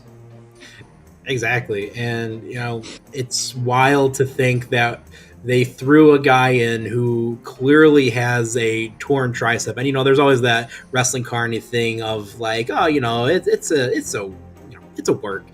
But no, when you could look right here at that arm, like it's so much smaller than the other one, even with the giant ace bandage. So, there's so much there where it's just like, just to stick it to Meltzer or whatever, having this not just a match right before a giant battle royal, but also so close to the giant battle royal as well. Yeah. Like, but the thing too is, Nick, is that even an injured guy can work a battle royal, because you can do smoke and mirrors and so much gaga in a battle royal. Like, no one's doing a pile driver or a fucking divorce court in a battle royal. You're just standing in the corner letting a guy stomp you, or you're punching, or you're kicking, or you're constantly trying to toss him over the rope, and you're hanging on. So there's a lot of smoke and mirrors in a battle royal, but putting a guy in a match who legitimately has. But here's the thing too. Remember when Cody had that match in the Hell in the Cell with Seth Rollins, where he had his pec was completely torn. Couldn't get any worse. The doctor says it couldn't get any worse. Just like when Swerve Strickland had his match against Okada at the last pay-per-view. What was the last pay-per-view for Forbidden Door? Forbidden Door, yeah. The doctor was like, yeah, well, you've been wrestling on it for a year now, so one more match isn't going to hurt it. Same thing with Ospreay. They were like, yeah, you got a crushed vertebrae in your neck, but it's not going to get any worse, so go ahead and do a triple jump moonsault off the top of the cage onto everybody. Right. And again, like, this is the fun part too, is, like you said, there's a lot of smoke and mirrors, especially when you've got, 59 other guys in a battle royal who can easily, pick up the slack. But the best part is watching the battle royal, because Randy Savage, of all people, is Randy Savage and does not just sit back. Like, he's really getting into it in his ring. Yeah. We're going to talk about that later, but he's it's just kind of fun. Macho, when you go, oh yeah, Macho Man wrestled a match with a torn tricep, and then he was in a 60-man over the top rope battle royal that lasted like 40 minutes, and he won. And you're like, yeah, that sounds like Macho Man Randy Savage. Right. I mean, I'm thinking at one point, at the end of it, and we'll talk about it later, of course, but with a torn tricep and one good arm, he is lifting 400 plus pounds of freaking one-man gang on his own over the top rope. Yeah, it's fucking madman, dude. Like, he might have. I don't want to disparage the dead, and especially Macho Man, but maybe a couple of toots had helped him do that over the top rope. Yeah, I'll get you on now, one-man gang. As one-man gang just yells the whole time. So up next, there is a really fascinatingly great video package for Sting and Ric Flair, chronicling their rivalry over the past couple of years. Basically, just Sting being completely gullible and Flair turning on the entire time, including when Sting joined the Horsemen, tagged in Ric Flair, and then Ric Flair did the Jackie Fargo strut over to Sting and punched him right in his face, and Pillman and Arn Anderson just whooped his fucking ass. Dump him. Sting, stop being so trusting. Yeah. Did you see the cartoon match graphics for this? Yeah, it was very interesting art, and I think some of I think they had like a cartoonist or something doing some of these drawings, because I know for some of the Dungeon of Doom graphics within the months leading up to this, like I've seen for like Zodiacs, a lot of times they would use just like a art instead of an actual picture. Yeah. So these are just my notes. I wanted to condense this because I knew we were going to have a lot of news. But I put, wow, what a fucking match. Ric Flair must love Sting, because every time they're in the ring together, Flair sells for him like he's dying. Tony and Bobby putting over on commentary how deadly Flair's chops are, and only to have Sting walk through them is storytelling that you could only get in 1995.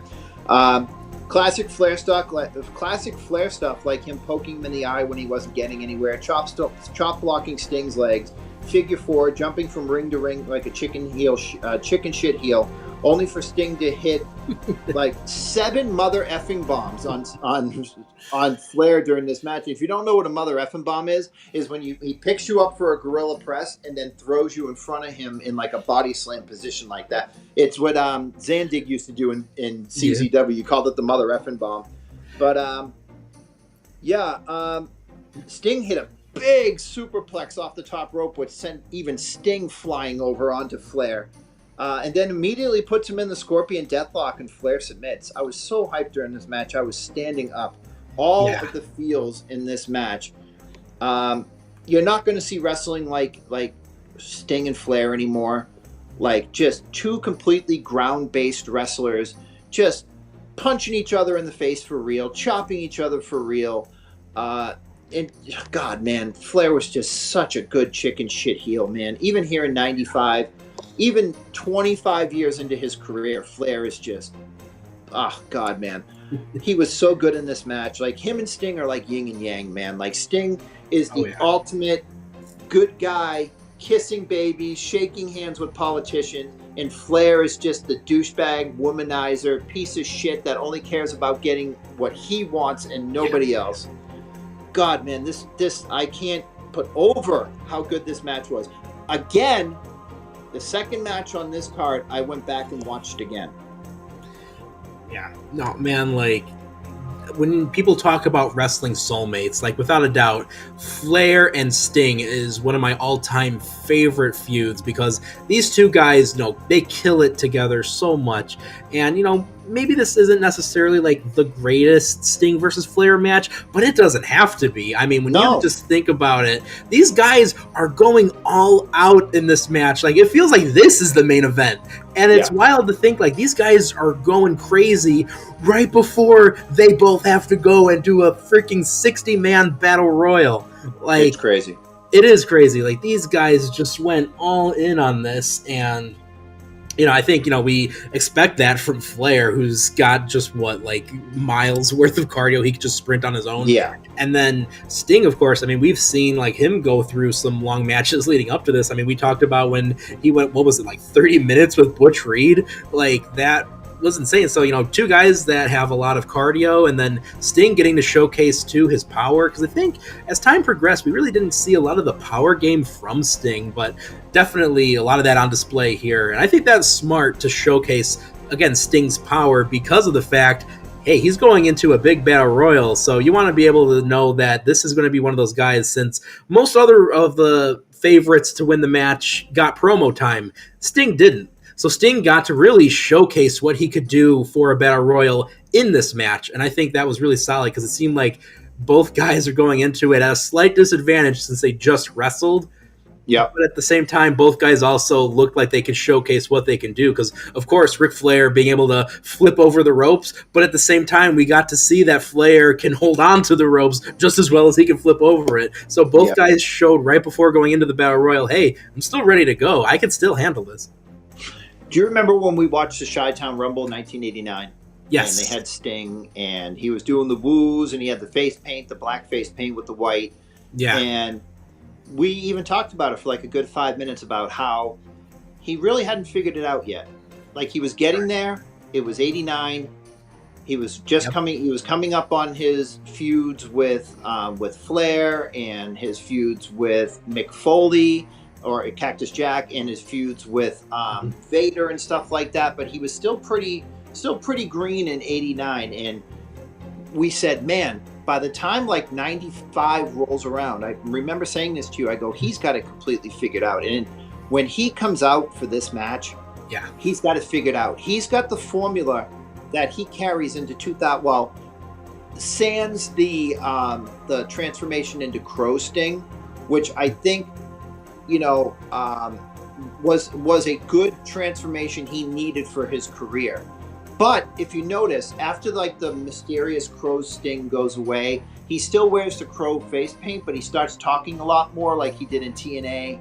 I kind of skip over the Jim Carrey-esque character that he was playing in TNA, like the Joker, and I kind of want to remember the character that he was in AEW, where he was playing Surfer Sting and doing Surfer Sting things, but in the Crow character. So technically, here in 95, he carries this into 2023 when he retires. Right. What's that? 18 years. It takes him 4 years to figure it out in a 25-year career, and he carries that for 18 years. That's which wild. Is fucking crazy. Again, and when you think about Sting, and when you think about the career that Sting has, and you think about the career that Ric Flair has, maybe Sting wasn't a world champion as many times as Ric Flair. Maybe he didn't sell out, 50,000 seat stadiums and stuff like that. But they're pretty on par. with each other, because you got Ric Flair played a heel his entire career. Sting essentially played a babyface his entire career. Yin and Yang, 1 and 2. Like, when I think about the career that Sting had from 95 till 2023, I'd put it up against anybody. I'd put it up against The Undertaker. Or I'm just talking about people longevity. I'd put it up against The Undertaker. I'd put it up against Hulk Hogan. I'd put it up against Ric Flair. I'd put it up against pretty much anybody. And I think, if I really think about it, 95 Flair to 2000, when did he retire? 2000, like after he left TNA. So let's say 2012. Something like, yeah. Yeah. Hogan from 95 until Around that same time frame. until he died. Yeah.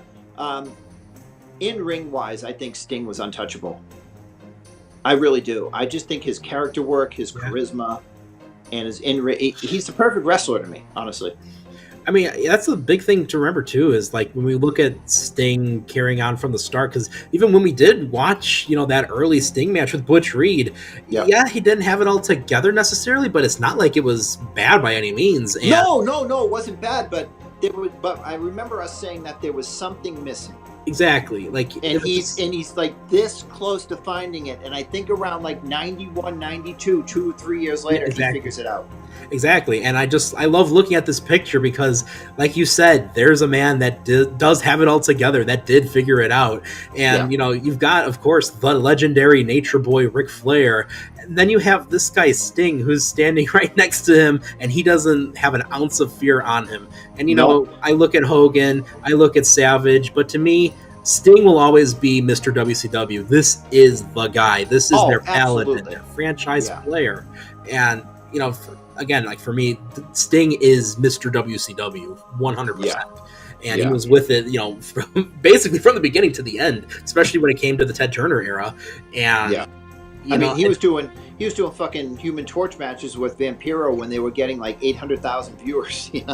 Exactly. Get yourself a man that's that loyal, like Sting. But that's, again, it just shows how great Sting is, because he never really gave anything less than 100% every time. And, just taking that into account and looking at how he ended his time in AEW, he was freaking doing crazy spots off of ladders with Darby Allin, and then getting crazy with spots involving like glass and jumping off of tall objects with the Hardys. He became a deathmatch wrestler at 63.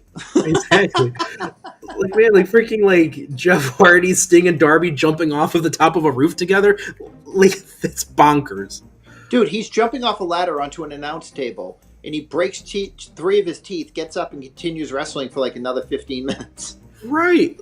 And he's in his early 60s when he's doing those matches, and yes, you could tell he's older. Yes, you could tell there's some wear and tear on him, but it's not like that was really holding him back in a crazy way either. No, because the thing is, with Sting in his retirement match in AEW that he did with the Young Bucks and Darby, and retired as tag team champion, which was just the perfect fucking. I couldn't think of a more perfect send off. Right, but perfect.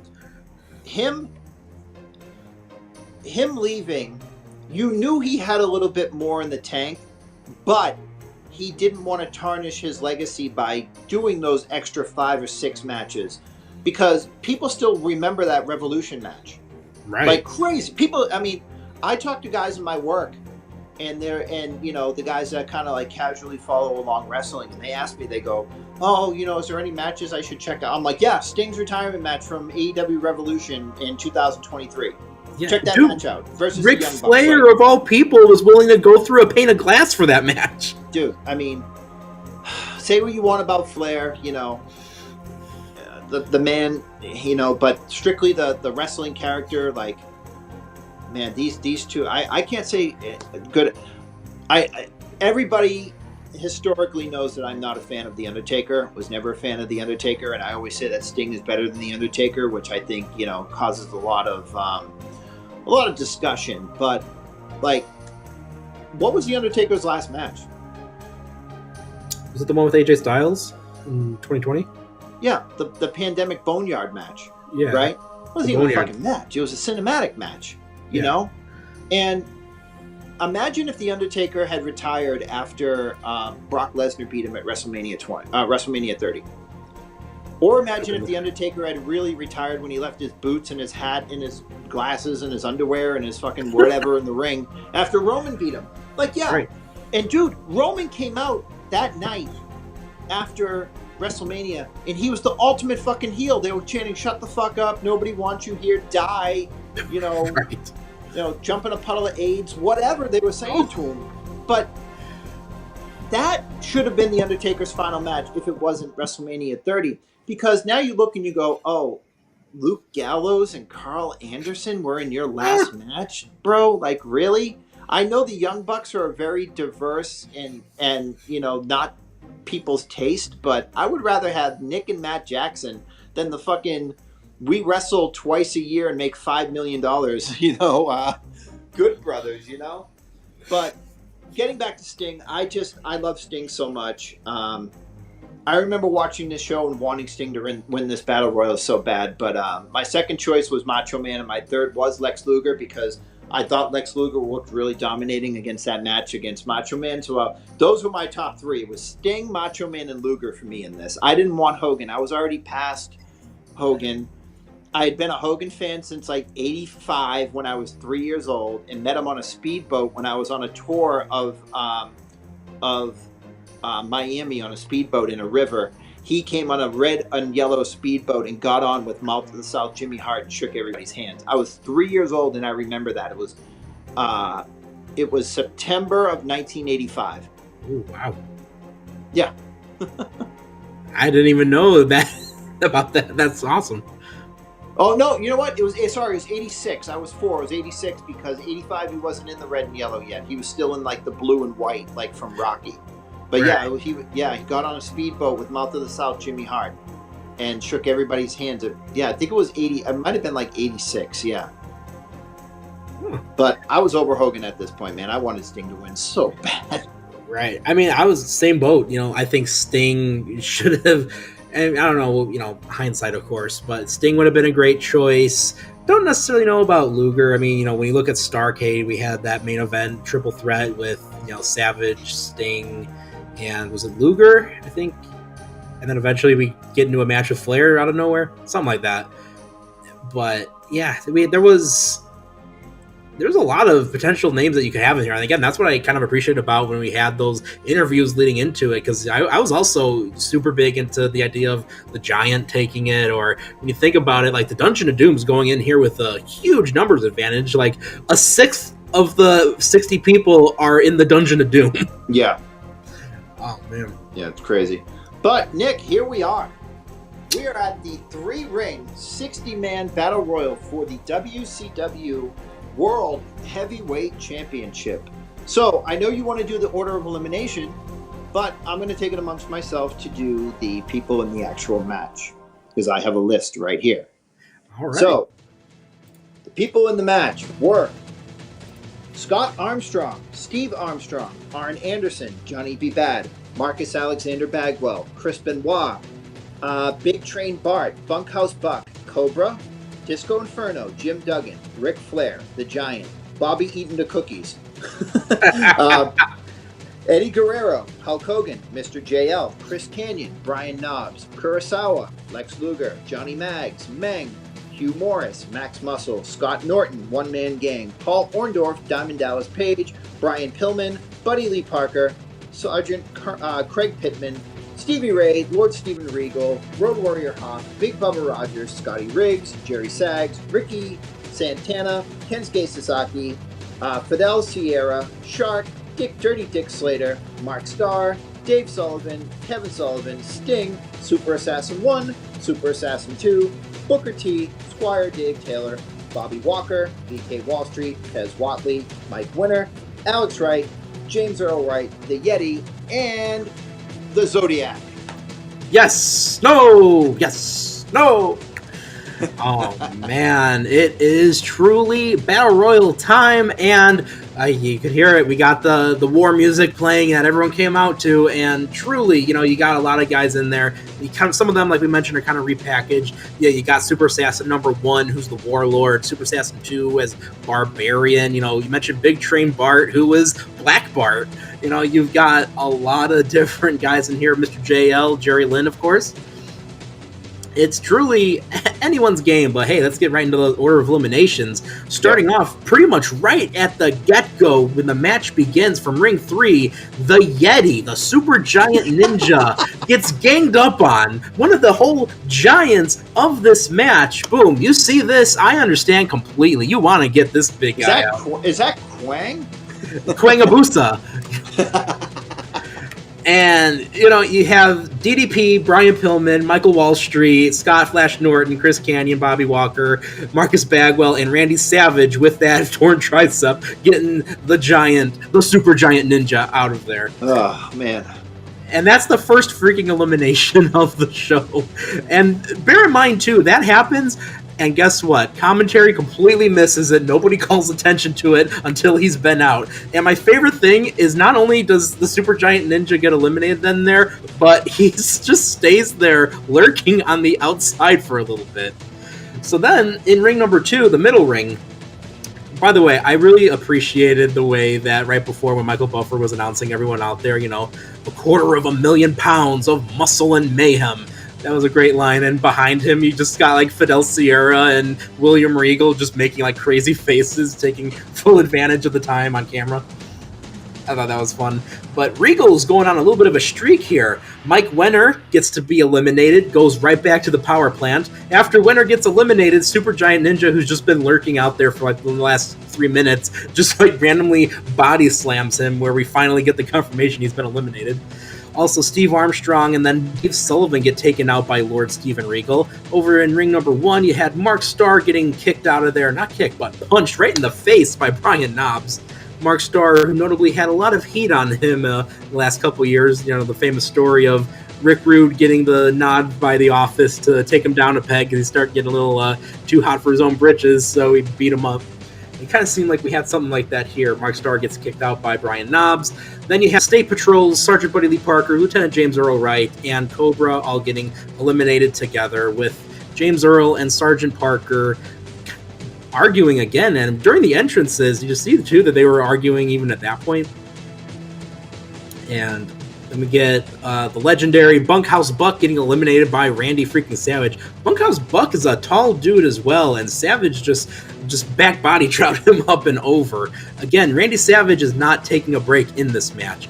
Marcus Alexander Bagwell eliminated by Hugh Morris. Chris Kanyon notably eliminated by a Mr. Diamond Dallas Page. Oh boy.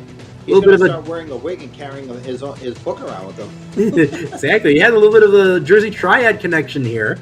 He's going to start diamond cutting Judy Bagwell for no reason. Exactly. So 3 guys from that middle ring have been eliminated, and a 4th man gets eliminated. Black Bart, Big Train Bart gets thrown out by Lord Steven Regal, who now has 4 eliminations in a row. And bear in mind, this is the same ring that guys like Ric Flair and Hulk Hogan are in, but Regal's the one getting all the eliminations. Well, gotta give him his shine, brother. But don't worry, because the Hulkster's got to end that streak, brother, because guess what? Hogan single-handedly eliminates the Warlord, Super Assassin #1. Then from there, Big Max Muscle, who we were wondering where he was earlier in the Diamond Dallas Page match, he gets eliminated by the Shark. I'm not a fish, I'm a man. Also, this is all in the same ring, by the way. And My name is John Tentop. Exactly. And speaking of that ring, Fidel Sierra then gets eliminated by Scotty Riggs of the American Males. God. Of course, gotta give Scotty an elimination. And then, speaking of guys named Scott Armstrong gets thrown right out by Paul Orndorff, Mr. Wonderful. And notably, Scott Armstrong starts kind of hurting on the outside. He's like grabbing at his arm, and we really don't see him moving. Again, like we said earlier, that might have been a kayfabe injury, though. Hard work. Bobby Walker gets thrown right out there. Caught nothing but air, as Christopher Cruz said, by Sergeant Craig Pitbull Pittman. Ricky Santana by the interesting trio of Pistol Pez Watley, Stevie Ray, and Eddie Guerrero. Oh my God! What a group to eliminate Ricky. Those are the trios tag team champions. Can you imagine that trio, dude? That is insane. Oh my God. Mr. JL, Jerry Lynn, gets eliminated by another masked gentleman, Super Assassin 2, Barbarian. Hey, one of the Super Assassins just got an elimination. I know that guy, brother. That's a Barbarian, dude. I gotta eliminate him when he comes over here. So then we have in ring number 1, that ring that was the furthest away from the entry, had to get a couple guys out to consolidate them all, because one of the rules of the World War III Battle Royal, once your ring gets down to 10 guys, you're going to go into the middle ring. And so Stevie Ray gets thrown out by Brian Knobbs, who then gets thrown out by the Giant. Alex Wright gets thrown out off screen by Paul Orndorff and Arn Anderson, who then goes and Arn throws out Pistol Pez Watley. And now we have 10 eliminations from ring number 1, where they will then go right into ring number 2. But as they're all going into that ring, Mr. Booker T gets a roundhouse kick in there on Scotty Riggs of the American Males and dumps him out. So 2 of the rings now have consolidated. We still have ring number 3 open right now. And just real quick going through some more eliminations, because the next cup of the 5 eliminations following this, 4 of them are in ring number 3 before they all get consolidated as well. Super Assassin 2, the Barbarian, he gets eliminated by the One-Man Gang. Randy Savage eliminates Earl Robert Eaton. Bobby Eaton got eliminated. Bobby eating the cookies? Oh, no. Bobby Eaton the cookies. Back in the middle ring, Dick Slater gets eliminated by Hulk Hogan, which I never really thought about a matchup between Dirty Dick Slater and the Hulkster. That would have been fucking awesome, dude. Dirty Dick Slater was awesome. He was. So this is kind of like one of the only times we really got to see those two together, but unfortunately it was just for Dick Slater. I'm not moving down the car, dude. You're going out here, brother. Yeah. Michael Wall Street gets eliminated by Randy Savage, and Randy Savage by now has 2 eliminations in a row. Bobby Eaton the cookies, Michael Wall Street, and he gets a third with Scott Flash Norton. A little bit of assistance from Hugh Morris on this one, but Randy Savage has 3 eliminations in a row now. And at this point, we have 31 men remaining, and they have all consolidated into that middle ring. Before we get to that, Mac, any thoughts on that first half of the Battle Royal? I mean, they were just cutting the fat, pretty much, really. You know, getting the guys, getting them out, eliminating them. You know, but the thing that really is crazy to me is, like, there has never been like a WWE or F Royal Rumble where a guy gets thrown out and they have a kayfabe injury. Like, what is the point of that? Like, you know, I mean, like, he got tossed so ferociously. It's like, I don't think there's really any need for that. Like, if a guy gets injured, like, yeah, but I mean, like, what are you doing bringing paramedics out there, man? Come on. What are you trying to work Meltzer again? Yeah. I mean, I do know that, like, why do I think that is probably the reason, now that you mentioned it, that they were doing? Yeah, probably is, yeah. So they could say that, you know, Scott Armstrong broke his arm, and then, you know, fucking his arm was not strong. You're a fucking mark, dude. Because, like, now that you mention it, because originally I thought it was just done to, like, oh, you know, it shows how dangerous World War III is, but now that you mention it, I could see them wanting to do that just to work over Meltzer. And you know, the funny thing is, it's like Meltzer gets a lot of shit nowadays from, you know, people who, you know, were born after 2006, but people fail to realize, like, WWF tried to hire him in 1990 and, like, 2000 just so they could shut down the newsletter, because he was, like, the most accurate journalist out there. Like, they actively tried to put a stop, like, to Meltzer and tried to, like, smear his name and shit like that, because he knew people in the industry. People were calling. Bret Hart literally called him the night after the Montreal Screwjob, and Meltzer wrote like a 40-page thing in the Observer about, like, everything that went on. And even Bret Hart had said, like, in interviews, he was like, yeah, I called Meltzer, and he's like, and I read the Observer the next week, and it was like the most comprehensive, well laid out thing that means, like, everything that Meltzer wrote happened, you know.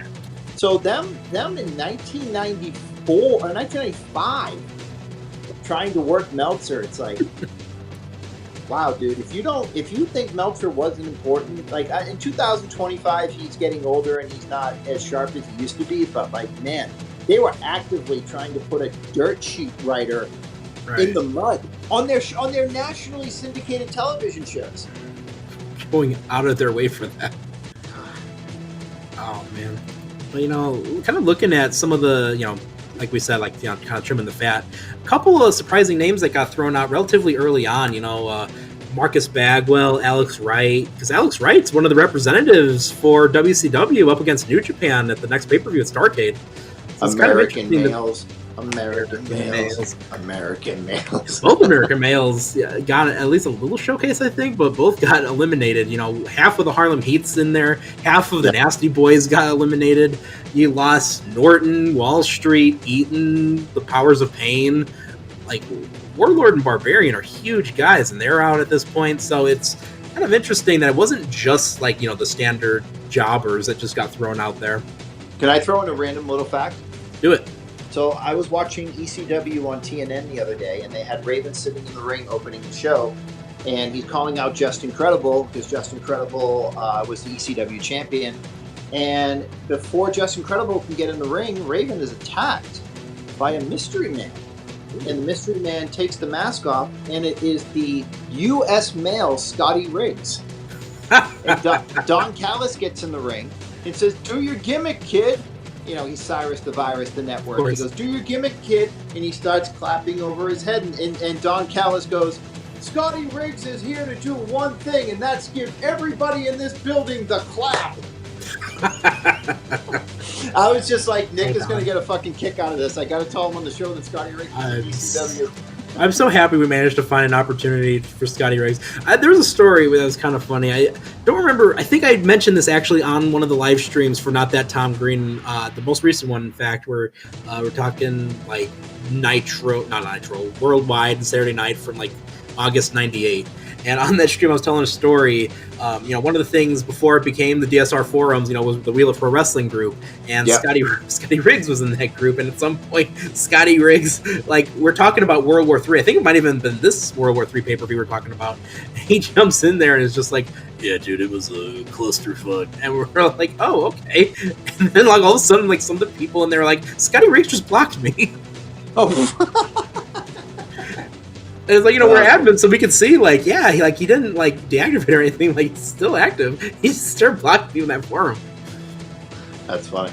But, so looking at this, 29 eliminations right now, and we got 31 more to go. So, hey, let's get into this. And by the way, when everyone got consolidated, this is a 31-man battle royal in a single ring. And those WCW rings weren't as big as those WWE rings. No, they were not. Nope. And you know what's crazy? When I think back about WCW, the sound of the ring, oh my God, dude, I miss the sound of that ring. Like like when oh man, and the ECW ring sounding like you were just hitting a trampoline. Like the sounds of the '90s rings in wrestling. Like when I remember when Brett suplexed Owen Hart off the top of the cage at SummerSlam '94, and the ring just didn't move. And then I remember Owen, like, there was a story Owen had told Vince. He was like, "Yeah, man," he's like, "that thing's hard as a rock." And Vince was like, "Oh, really? Well, let me try it." And I guess Vince, like, did like a flat back off the second rope onto the hard ring. And Vince was like, "Yeah, we're changing this." Yeah. Once Vince takes the bumps, then they get fixed. Yeah. I want to say, too, you got 31 guys in this ring now that everyone's consolidated, and Sergeant Craig Pitbull Pittman is hitting arm bars in a 31-man battle royal. Oh, man doesn't care if he's getting stepped on in there. I love it. He's like, "I'm going out, so I'm going to do some technical shit before I go out." Right. I'm like, look at this guy busting out technical moves. So freaking... It's an elimination off screen, but a lot of people don't realize at this point the very first guy of the 31 guys in here is the Shark. John Tenta gets eliminated, and Golga. It's exactly Golga by 3 guys: Hacksaw Jim Duggan, Nasty Boy Sags, and Road Warrior Hawk. Hawk, I get. Duggan's, a pretty beefy guy too, but... All right, that's just 1993 WWF roster, that's all. Yeah, I was going to say, wait a minute, like, it's like those 3 guys teaming up on the Earthquake. Yeah. An interesting duo here to eliminate Jumpin' Joey Maggs, Sergeant Craig Pittman and Booker T, because I guess it takes 2 guys to eliminate Joey Maggs. Well, I mean, Booker T was, what was his Misfits in Action name? Oh, yes, J-Bro. Yeah. It took a GI and a sergeant to eliminate. Exactly. There we go. That's the connection.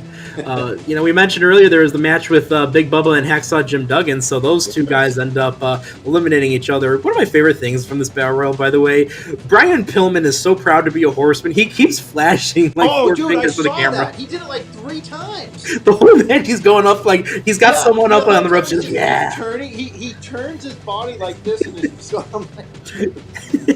So one of my favorite parts at this point, Hacksaw Jim Duggan and Big Bubba Rogers eliminate each other. And the best part is, you got, was it Steve Armstrong getting carried away on the gurney? And while that's happening, Joey Maggs is just also hurting on the ground. And these guys both almost land on the gurney and on Joey Maggs. So it's just a mess ringside over here. Riggs wasn't kidding. It was a clusterfuck. Yeah, exactly. And, speaking of which, then, off camera, we don't even see this actual elimination until it's actually done. But Road Warrior Hawk throws out the Disco Inferno, who is just like seizing on the ground at this point. Okay, goodbye. I love it too, because remember in that intro video, everyone mentioned that the first guy they want to get their hands on to eliminate is the Disco Inferno. Yeah. One of the things too I didn't get to mention, while it was still in the separate ring one, Disco Inferno kept going back and forth, getting out of the ring, coming back in. So he's being strategic. And at one point, Sting, of all people, perpetual babyface Sting, shoves the Disco Inferno's face into the nasty armpits of Brian Knox. Oh, Pity City. Pity City, baby. Pit stop, yeah. Exactly. So, hey, speaking of the Nasty Boys, we'll get right to that shortly. Squire David Taylor, the guest in here, as they called him the British Heavyweight Champion, eliminated by Sergeant Craig the Pitbull Pittman. Boo! Pittman's getting eliminations. I think at this point, Pittman's got like 4 or 5 eliminations now, which is, I think it's appropriate. World War III, the military guy. Legitimate Marine badass. He's off to TNA in 10 years to start the British invasion. Dude, like Sergeant Craig Pittman, like he's coming in here legit. I think they even considered him for UFC at one point. Wow. So I could see that. Yeah, so he's got a legitimate Marine wrestling background, similar to like what Bobby Lashley has. So yeah, you don't want to mess with that guy. And on top of that, so we have what begins kind of a theme.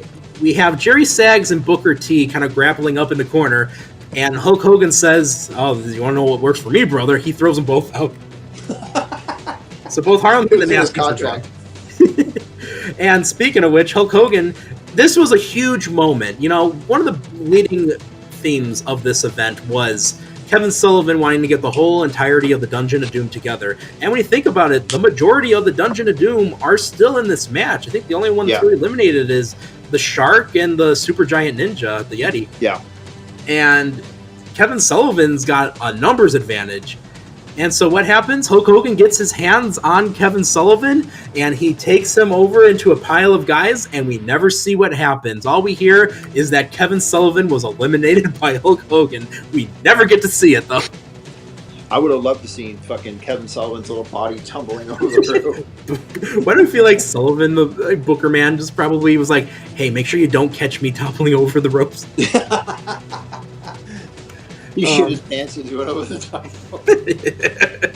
Freaking, so at this point now we've got math time. Math is hard. 22 guys remaining. And it becomes 21 when Lord Steven Regal is eliminated by AA Arn Anderson. Regal I'm already conflicted about that one because Glock Anderson is awesome, and so is fucking Steven Regal. Exactly. And hey, man, Regal had like 4 or 5 eliminations on just jobbers alone, so he did really good in here. And think about in the next year, Regal's the second to last WCW guy in the match. Oh, too. yeah. So Regal does pretty good in World War III. And then we get Diamond Dallas Page and Johnny B. Bad eliminating each other. Sergeant Craig the Pitbull Pittman is finally eliminated by Mr. Wonderful, Paul Orndorff. Chris Benoit is taken out by Kurosawa, who then gets taken out by Ming, who then gets taken out by one of his own faction members, the One Man Gang. Oh, Jesus. And at this point, it's kind of interesting because a lot of the faction members are eliminating each other. After One Man Gang eliminates Ming, the Giants just kind of like, hey man, what are you doing? And I kind of like that the stable's falling apart now that the Taskmaster's eliminated. It's like they're all fighting each other. And one of the themes in there is Hugh Morris really takes advantage of every man for himself because he kind of tries to separate the Giant and one-man gang, and then he starts punching both guys. Like, Hugh Morris doesn't care who's in his stable anymore, because it's every man for himself. Every man for himself, like the Rumble. Exactly. So, final 15, Mr. Yes, No, from Parts Unknown, the Zodiac gets eliminated by the interesting duo of Brian Pillman and Hugh Morris. And speaking of that traitor Hugh Morris, he gets eliminated by Kensuke Sasaki. And, we mentioned earlier the potential if they did this. Brian Pillman and Kensuke are wrestling over in the corner, and Pillman gets eliminated by the double team of the Hellraisers, Kensuke Sasaki and Road Warrior Hawk. Kensuke is getting pulled out by the eliminated Brian Pillman, and as Road Warrior Hawk is trying to help his partner back in there, again, this is the theme. Hulk Hogan sees people struggling in the corner, so he's got to take advantage, brother. Hawk is out. Sasaki is out. So now we have 10 men remaining. At this point, before we talk about that final 10, Mac, any comments, thoughts, critiques on the Battle Royal thus far? So Hulk Hogan's just the ultimate opportunist because he sees guys struggling and he walks over and says, "Oh, let me help you out there, dude." Exactly. And then just throws them over the top rope. How many eliminations did you talk about? Like 3 where the guy was dangling over the rope and Hogan just came over and said, "Oh, whoopsie daisy, brother. I slipped."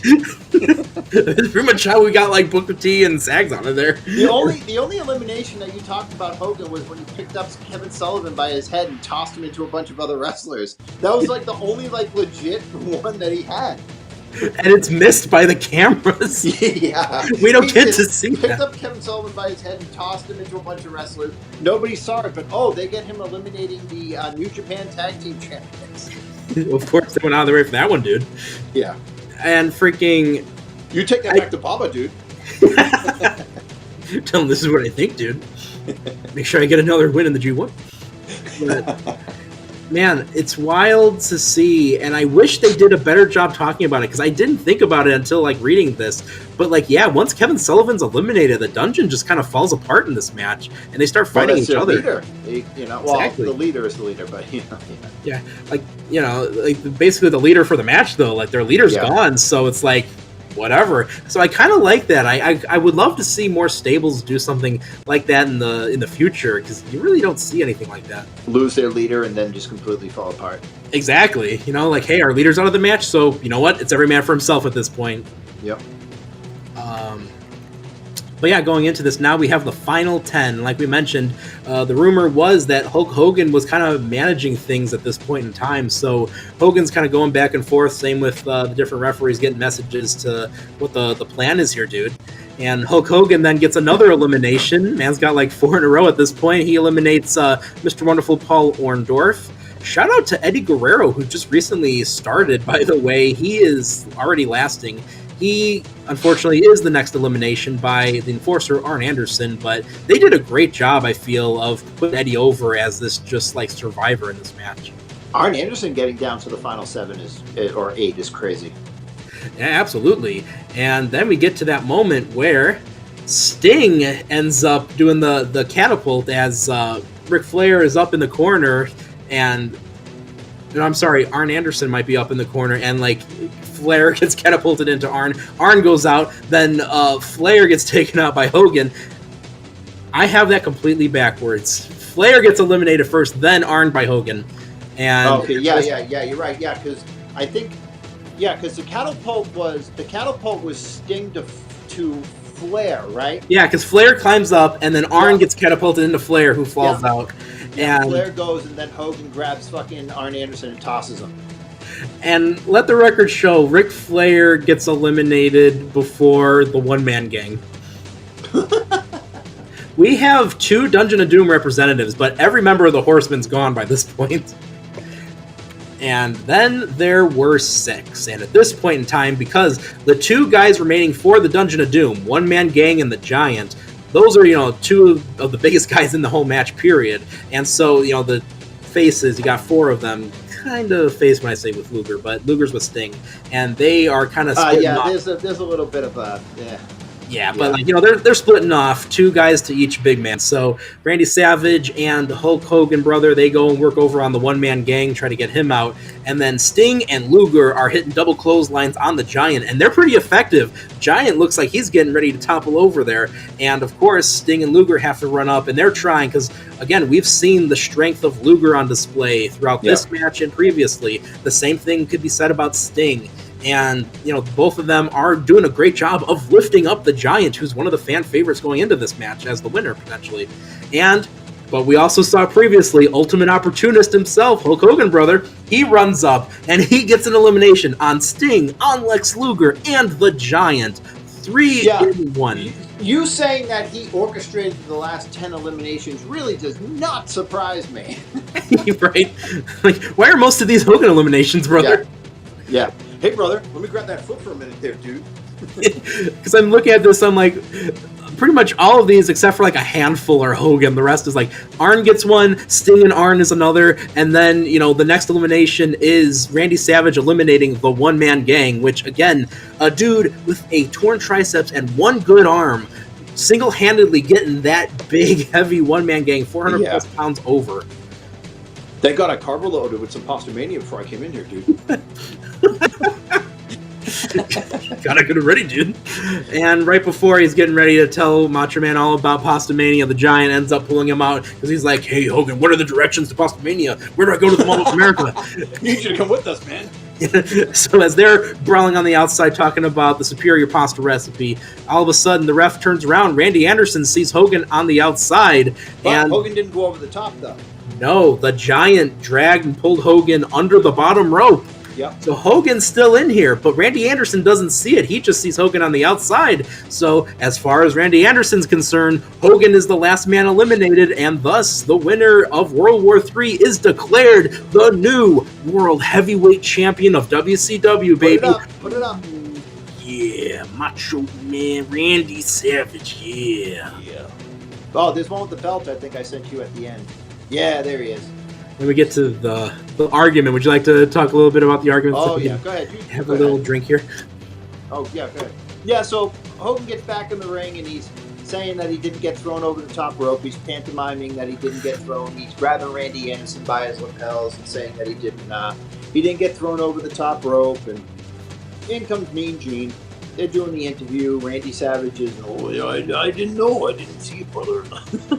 What it is what it is. Yeah, it is what it is, brother. Like I'm the champion. Hogan, is crying like a baby when Sid pulled him out of the Rumble. Right. We get a real good shot too of dejected Hogan while like Savage is kind of like over his shoulder. Yeah, he's fucking. Oh, it's like when Andre beat him for the title with the two Dave Hebners. Exactly. Like, this was fun. And by the way, can we just take a moment to appreciate Savage looks so good with the big gold belt. Oh, dude, it fits him it fits him to a T. Yeah. Yeah. I'm really disappointed that like him and he came into WCW in what, 93? Yeah, like very tail end. Hogan came in 95, so there was like 2 years there where they didn't overlap. But anytime, Hogan was on 94. Oh yeah, that's right. And anytime like Hogan was there, like Macho Man wasn't having a long title run, brother. Right. But always gets tainted by Hogan, brother. Yeah, always does. Like his 92 runs, like. He had two. What do you have? Yeah, he had 2 runs, I think. No, he had 1 run with the title in '92. Oh, WrestleMania 4. Flair beat him, and then Bret Hart beat Flair on that Saskatoon house show. Look at the tournament at WrestleMania 4. Hogan's got to be front and center for every shot, brother. Dude, he hit DiBiase in the back with a steel chair, allowing Macho Man to hit the elbow drop. And then they played it off that Macho Man didn't see it. It's like. Oh man, I just wish Randy had like a really prolonged run. I remember when he took the title to Japan with them. Like that was nuts. Like Macho, I was watching I think it was SWS. Yeah. And he comes out with the belt and I forget, who did he fight? Was it Otani? Was it Shinjiro Otani? I forget. He fought somebody at SWS. Oh no, you know what? It was shit. That wasn't when he did Liger, was it? No, that was New Japan. This was SWS. Oh, okay. Super World of Sport. He might not have been champion, but it was 92, I believe. But he fought somebody, and I vividly remember him having the title. Let me see. SWS Randy Savage. Tenryu. Tenryu. That was it. Yep. Randy Savage. Yep. And he had a tag match also. It was Savage and Tenryu versus, let me see. It was Savage and Tenryu versus Haku and Yatsu. What a grouping of guys. Yeah. Fucking nuts, dude. It's on YouTube for free. Don't want to mess with those guys. No, I know. But so what did you think of this overall battle royal, and then Hogan whining at the end like a bitch? You know, typical Hogan to try to make it about himself, right? Like, oh my gosh, imagine how great this would have been if we could just let Randy Savage have his own moment. I would have 100% been okay if Hogan did want to just, you know, take advantage of, you know, his contract and let himself be written off after getting bootied by the Yeti and the Giant Halloween Havoc. Like, this could have been cool to have Randy Savage finally have his time to shine without Hogan being around. And I'm sure that probably just bothered Hogan that, like, oh, I don't know if I can let Randy have that time. What if he tries to eclipse me, bro? But yeah, it feels tainted in a way. And I wish they could have just, like, give Hogan a match with, like, Sullivan. Because we had that moment where it was Hogan getting his hands on the Taskmaster finally, and the cameras miss it. And that was a huge story plot point for this whole match.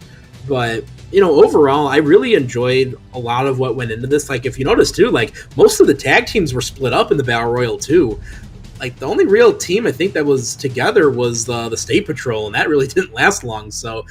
No, yeah, I mean, but you did see a lot of teams team up, you know, Dungeon of Doom, right? They're obviously a stable. You saw Kensuke Sasaki and, Hawk, right? Yeah. Yeah, Hawk team up. Four Horsemen kind of worked together at some point, for especially Flair and Arn towards the end. You know, when they got thwarted with the catapult.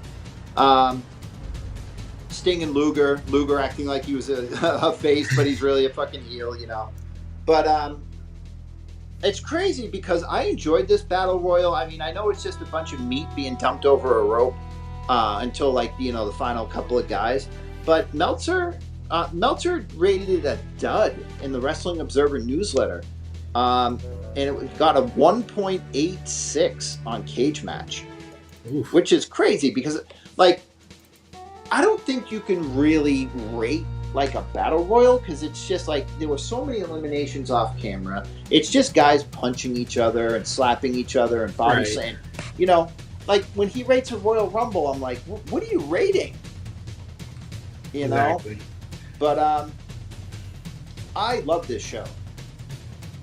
I loved it. I thought it was a great show. You want to do out of 10? Yeah, we could. Okay. We should have some fun and do it out of 60. I'm giving this show a 7. What's the matter? Yeah. The whole show or the Battle Royal? No, the whole show. Oh, okay. Also, really quick for the... We'll do the Battle Royal. I gave the Battle Royal, out of 5, I gave it a 2.5. Oh, that's fair. Yeah. You know, for me, I wanted to give the Battle Royal, this will be out of 10, and not even just for the joke of, like, you know, 60 man, 60%. I'm giving it a 6 out of 10. You know, it was a fun Battle Royal. I mean, I think that's one of the things, like, I'll turn off my wrestling brain for a Battle Royal, and I just kind of enjoyed it as just the chaotic mess that it was. And I think the biggest issue I did have with it is there's so many key moments that were just missed. And, you know, it's understandable. You know, there's so much chaos happening, but... Sullivan. Exactly. You miss Kevin Sullivan getting thrown out. You miss one of the announced giants, the freaking Yeti, getting tossed out at the very beginning of the match. And it's like, how do you miss that when, like, half of the ring is ganging up on one guy? How do you do that when it's predetermined and you know what's happening? Exactly, because for what we understand, like, everyone was already planned out, you know, and we didn't call any attention to, you know, Regal dominating most of, like, the lower card guys in his ring. You know, there's just, like, little bits and pieces here and there where things were not just getting missed by the cameras, but just getting missed by commentary. And, you know, like, how cool would it have been for them to talk about that story point of Sullivan's out, the Taskmaster's out, now the dungeon's falling apart and they're fighting each other. Because it's like, it's free for all now. We don't have to worry about getting Sullivan the title. Now I can be the champion. You know, there's like little stories like that again, like these things were just missed because I think they wanted to push over the chaos and not necessarily, just the what was going on in the match. So yeah, and for WCW 1995, that was very storyline driven. Right. Dungeon of Doom, Four Horsemen. Yeah. What happened at the end of Halloween Havoc with the Yeti and the Giant, and the whole crux of this, and like, you're right, they really could have explored more stories because, and especially like we just talked about, and you pointed out very well, like as soon as Kevin Sullivan was gone, the fucking Dungeon of Doom was just like, well, I'm gonna punch you in the face. Don't care if you're in my group. And you could have explored that, like, yeah, I could be the champion now. now. Kevin Sullivan's the group leader. He has a plan. He wants to get us all to the end. Oh, Kevin Sullivan's gone? Oh shit, what do we do? And then just start like punching each other, but they just didn't. And the fact that you had the title on the line, it wasn't for a shot at Starrcade like they started a year after. Right. It's for the WCW Championship. You have a guy named Mike Winter in there that only had like 30 matches before he came to WCW. And you could have built that up too. Like, even if you know he's going to get eliminated like 5 minutes into the match, be like, we could realistically have Mike Winter as the WCW champion. Like, there was just so many missed opportunities. And throughout the years, it didn't get any better. I mean, the 98 match where Nash faced Goldberg, like, yeah, the match was to face Goldberg at Starrcade. Who's going to face Goldberg for the title? Who's going to try to end the streak? But none of these matches had any interweaving stories in them, even though they were built up before the Battle Royal. Right. Like, what is the NWO going to do? What is the NWO Wolfpack going to do? And then they get in there and they're all just fighting each other, and then Tony Schiavone just throws his hands up. Fuck it. Free for all. Nash single-handedly got rid of everyone in his ring. Yay, we're done. Yeah, yeah. But, man, I enjoyed this show. So I think besides maybe Starrcade 97 and maybe Halloween Havoc 1997, but Halloween Havoc 1997 I loved just because it was the Hogan Warrior. And then we had such a great main event that got cut off for like 90% of the pay-per-view. That was 98. Oh, sorry, 98. With DDP and Goldberg. This might be like my third favorite one that we've done. Like, this was so good, man. I loved it. Yeah, dude, this was a lot of fun. Like, just, yeah, I don't know. World War III is one of the most fun pay-per-views, I like to say, because it's one of those ones where, I think you go into a lot of shows, just kind of wanting to watch it with like the wrestling brain enabled. But like when I turned on World War III, I think this is why a lot of people might not like it as an event, is because a 60-man battle royal, what is this? This isn't wrestling, it's just chaos. And that's why I love it, is because of the fact that I can turn off that wrestling brain and I can just be like, wow, look at all of this right before me. Sure, the split screen sometimes makes it hard to see, but again, it's fun because it's wild. You have no control over it. Doesn't seem like anyone's got control over this. Yeah, and dude, I mean, wrestling is best when you can just turn your brain off for maybe like 40 minutes of like a 3-hour show, and you don't have to like overanalyze or think about anything, and you can just watch a bunch of bodies hit the floor. Yeah, exactly. And, like you said, there's another missed opportunity there because, you have guys like, Mike Winter or like Mark Starr, or, so many guys that like would never get a world title shot otherwise. And I think that's one of my favorite stories because it's such a basic story you can tell in a Battle Royal. When else are these guys going to get that world title shot? And but that's also like a stat pattern too, because like these guys go to work for other companies. They can say, hey, I was in a WCW world title main event. Exactly. Like that's one of the. They're not lying. It's a technically, yes. Right. So they're not lying. All 60 guys in this main event can say, "Hey, I was in a WCW main event for the world title." Just saying. On pay-per-view. Yeah, exactly. And I guarantee, when you look at how the years progress and you see the amount of talent, because there's a lot of fodder in here, but when you look at the roster that went into like World War III's like 97. Yeah. or even 98. Like, there's a real who's who in that grouping. And Yeah. I feel like WCW might have taken advantage of World War III in a way, you know, signing over so many people and so many talents from all over the world, basically, and be like, Yeah. hey, yeah, we can put you in a world title main event, and it just happens to be World War III 60-man battle. Yeah. Yeah, where your ass is going to get tossed 6 minutes in. You know, you'll probably be able to make 6 minutes in, but hey, you're in the main event of a pay-per-view. Yeah, hey, you want to take a 17-hour flight over to be in a match for 6 minutes and then sit your ass on a fucking plane again for another 17 hours? The check's in the mail, buddy. See ya. Honestly, and when you think about it too, because a lot of the guys in here, you know, you got like the John Tentos and the one man gangs who, you know, reportedly a lot of those guys were, you know, getting paid nightly. So, you know, on top of like the ones that were contracted, I wonder what the overall price point was for getting some of these guys here, or even like, you know, David Taylor, who apparently impressed well enough in this match to get signed. Well, I'll tell you. So, listening to the Deadlock podcast again, shout out to the Deadlock podcast.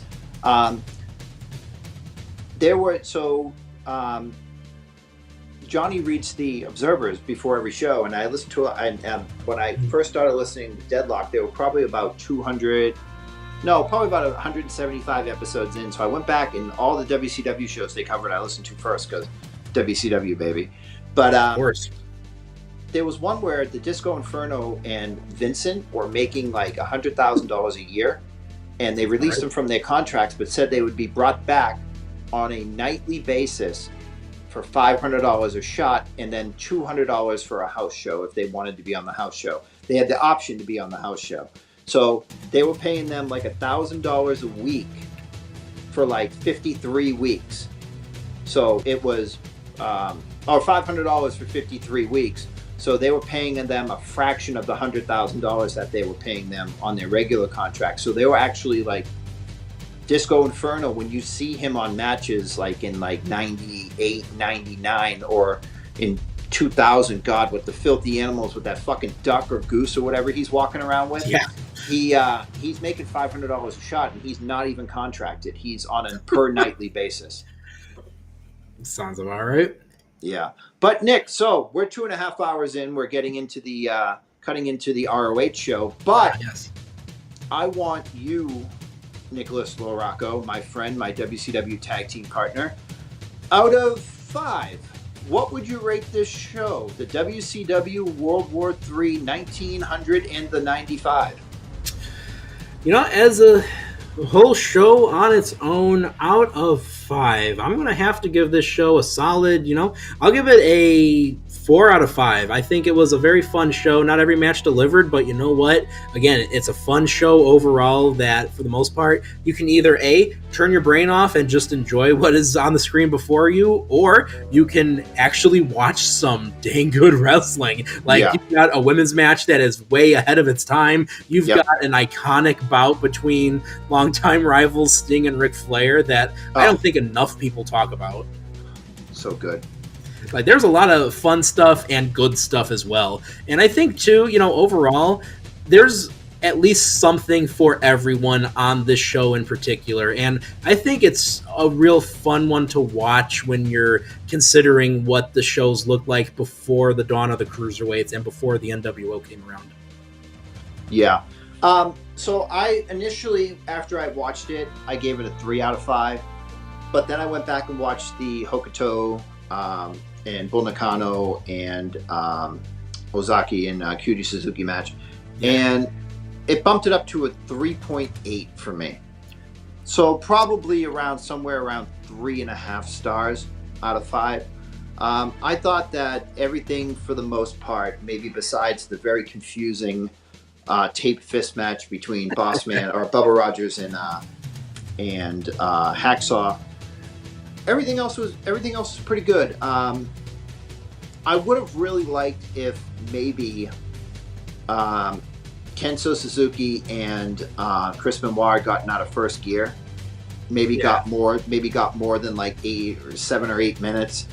I thought that they wasted a lot of potential there, and especially with Benoit just going into the Horsemen and then pretty much a glorified squash match. But man, this thing for the Battle Royal, the way that it ends in controversy, the Sting match, and the All Japan Women's match. It's about a 3.8 for me. I really enjoyed this show. Like I said, it's probably my third favorite show that we've watched. And it wasn't offensive in any way. It was actually very enjoyable. So yeah, 3.8. Absolutely. And I think this was also a very fun show, my friend. Do you have a plan for what we will be watching next that we can let the viewing audience I do. know? Since you picked the 1990 and 5 World War III, I am going to pick. Hold on, I just had it up. Sorry, I lost it. We are going to pick. Hold on, sorry. God damn it, I just lost it. I had it up for a second. Hold on. Here it is, right here. So I am going to be picking WCW Clash of the Champions 9. Oh, It's okay. called New York Knockout, with the main event Ric Flair defending the NWA World Heavyweight Championship against Terry Funk in an I Quit match. Oh, there we go. That one, the I Quit match. Let's go. So it will be. Sorry, hold on. It will be Clash of the Champions on November 15th, 1989. New York Knockout, Clash of the Champions 9. Ric Flair versus Terry Funk, I Quit, for the NWA World Title. And Nick, I know you're going to have a lot leading up to that, with Terry Funk turning heel and breaking Ric Flair's neck. Yes, sir. There is going to be a lot of fun covers that we're going to be getting. Plus, this is late 89, so this means we are in that period of time where Turner Networks have just acquired WCW, and we're in that transitional phase of NWA kind of being like, what does this mean for us? So I think there's going to be a lot of juicy news and tea there. Ooh. And we will be doing that sometime in September. Not going to lock down a date. And we're going to prematurely announce that we are going to be doing in October our annual WCW Halloween Havoc. Yeah. This time it is going to be WCW Halloween Havoc 1997. Boom! The Halloween Not Havoc. headlined, but featuring the classic WCW Cruiserweight Championship match between the champion Eddie Guerrero and a very purple-suited Rey Mysterio Jr. I cannot wait. That was... I cannot wait. Still, if it's not like in my greatest matches of all time list, it definitely is going to get added in there, because without a doubt, top 3 or top 5 for me, hands down. And Mac, I believe our esteemed friend and co-host, our WCW Trios tag team member, John Escudero, will be hosting a post-show recap of Death Before Dishonor, and Yes, our expert opinion was just asked for on here. Did we notice that the AEW YouTube channel randomly uploaded AJ Styles in an old Ring of Honor match? Is AJ coming to AEW?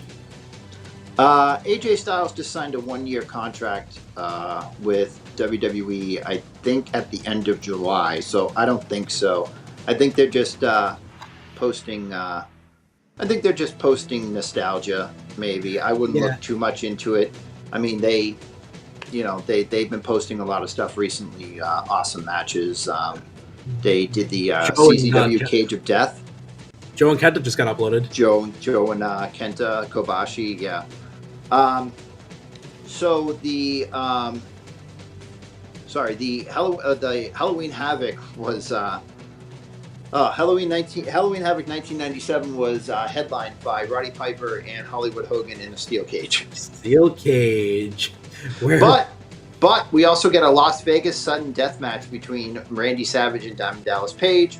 We have a singles match between Lex Luger and Scott Hall, with Larry Zbyszko as a special guest referee. Yes. We have a Chris Jericho WCW nearly United breaks his neck. States. I'm sorry, what? Did we get Chris Jericho nearly breaking his neck? Oh, yeah.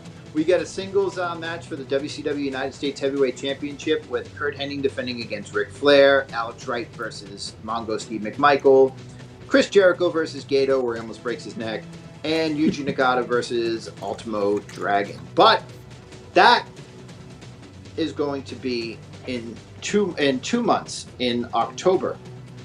The The match that we are going to be doing is the show that we're going to be doing next month is Clash of the Champions, which features the Fabulous Freebirds versus the Road Warriors. All right. Doom.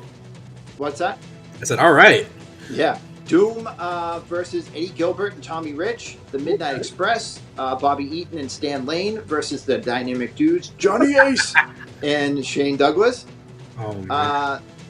Dr. Dead Steve Williams versus Super Destroyer. The Steiner Brothers versus the Skyscrapers, Dan Spivey and Sid Vicious.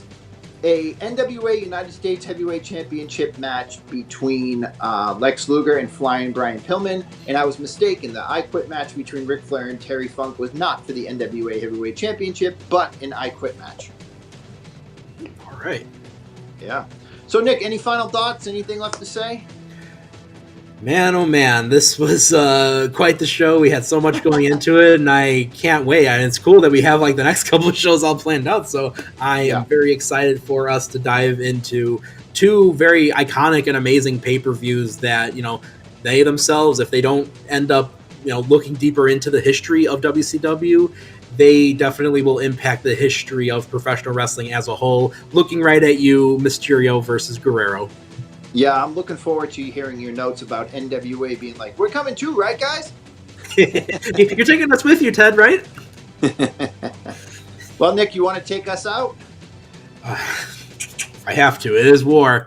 Oh, no. But yes, so like we mentioned a little bit ago, our boy John Escudero, Johnny Dirt Sheet, he's going to be hosting the recap for Death Before Dishonor, so make sure you go and check that stuff out. And of course, Mac, where is everyone going to find you on the social medias? My Twitter's not really active. I just go there to call people dumb and kind of like split and never look at the app. But you can find me on Instagram, Curbside Hero. Just search Mack Curbside, it will come up. I've had a bunch of people ask me, and that's probably the easiest way. I know they can find you at Neek Breaker. Yes, sir. Find me Neek Breaker on Instagram, and if you're on the Dirt Sheet Radio social medias on Facebook, go and find any of my content that's being shared. You'll find a lot of that shared as Nick Larocco. So please go and give me a follow. Help me get and break over into the 100,000 mark. We just hit 75 the other day, and I think last time I checked, we were at like actually 78,000 followers. So thank you guys so much for all the love, all the support. We all, as a collective unit, love you. Dirt Sheet Radio is here for you. And let's let that old man, that old geezer take us out. By the way, I just really appreciate that we were able to get that WCW World War III music on here. That's awesome, man. Yes, sir. Let's get on out of here. Thank you guys for joining us. This concludes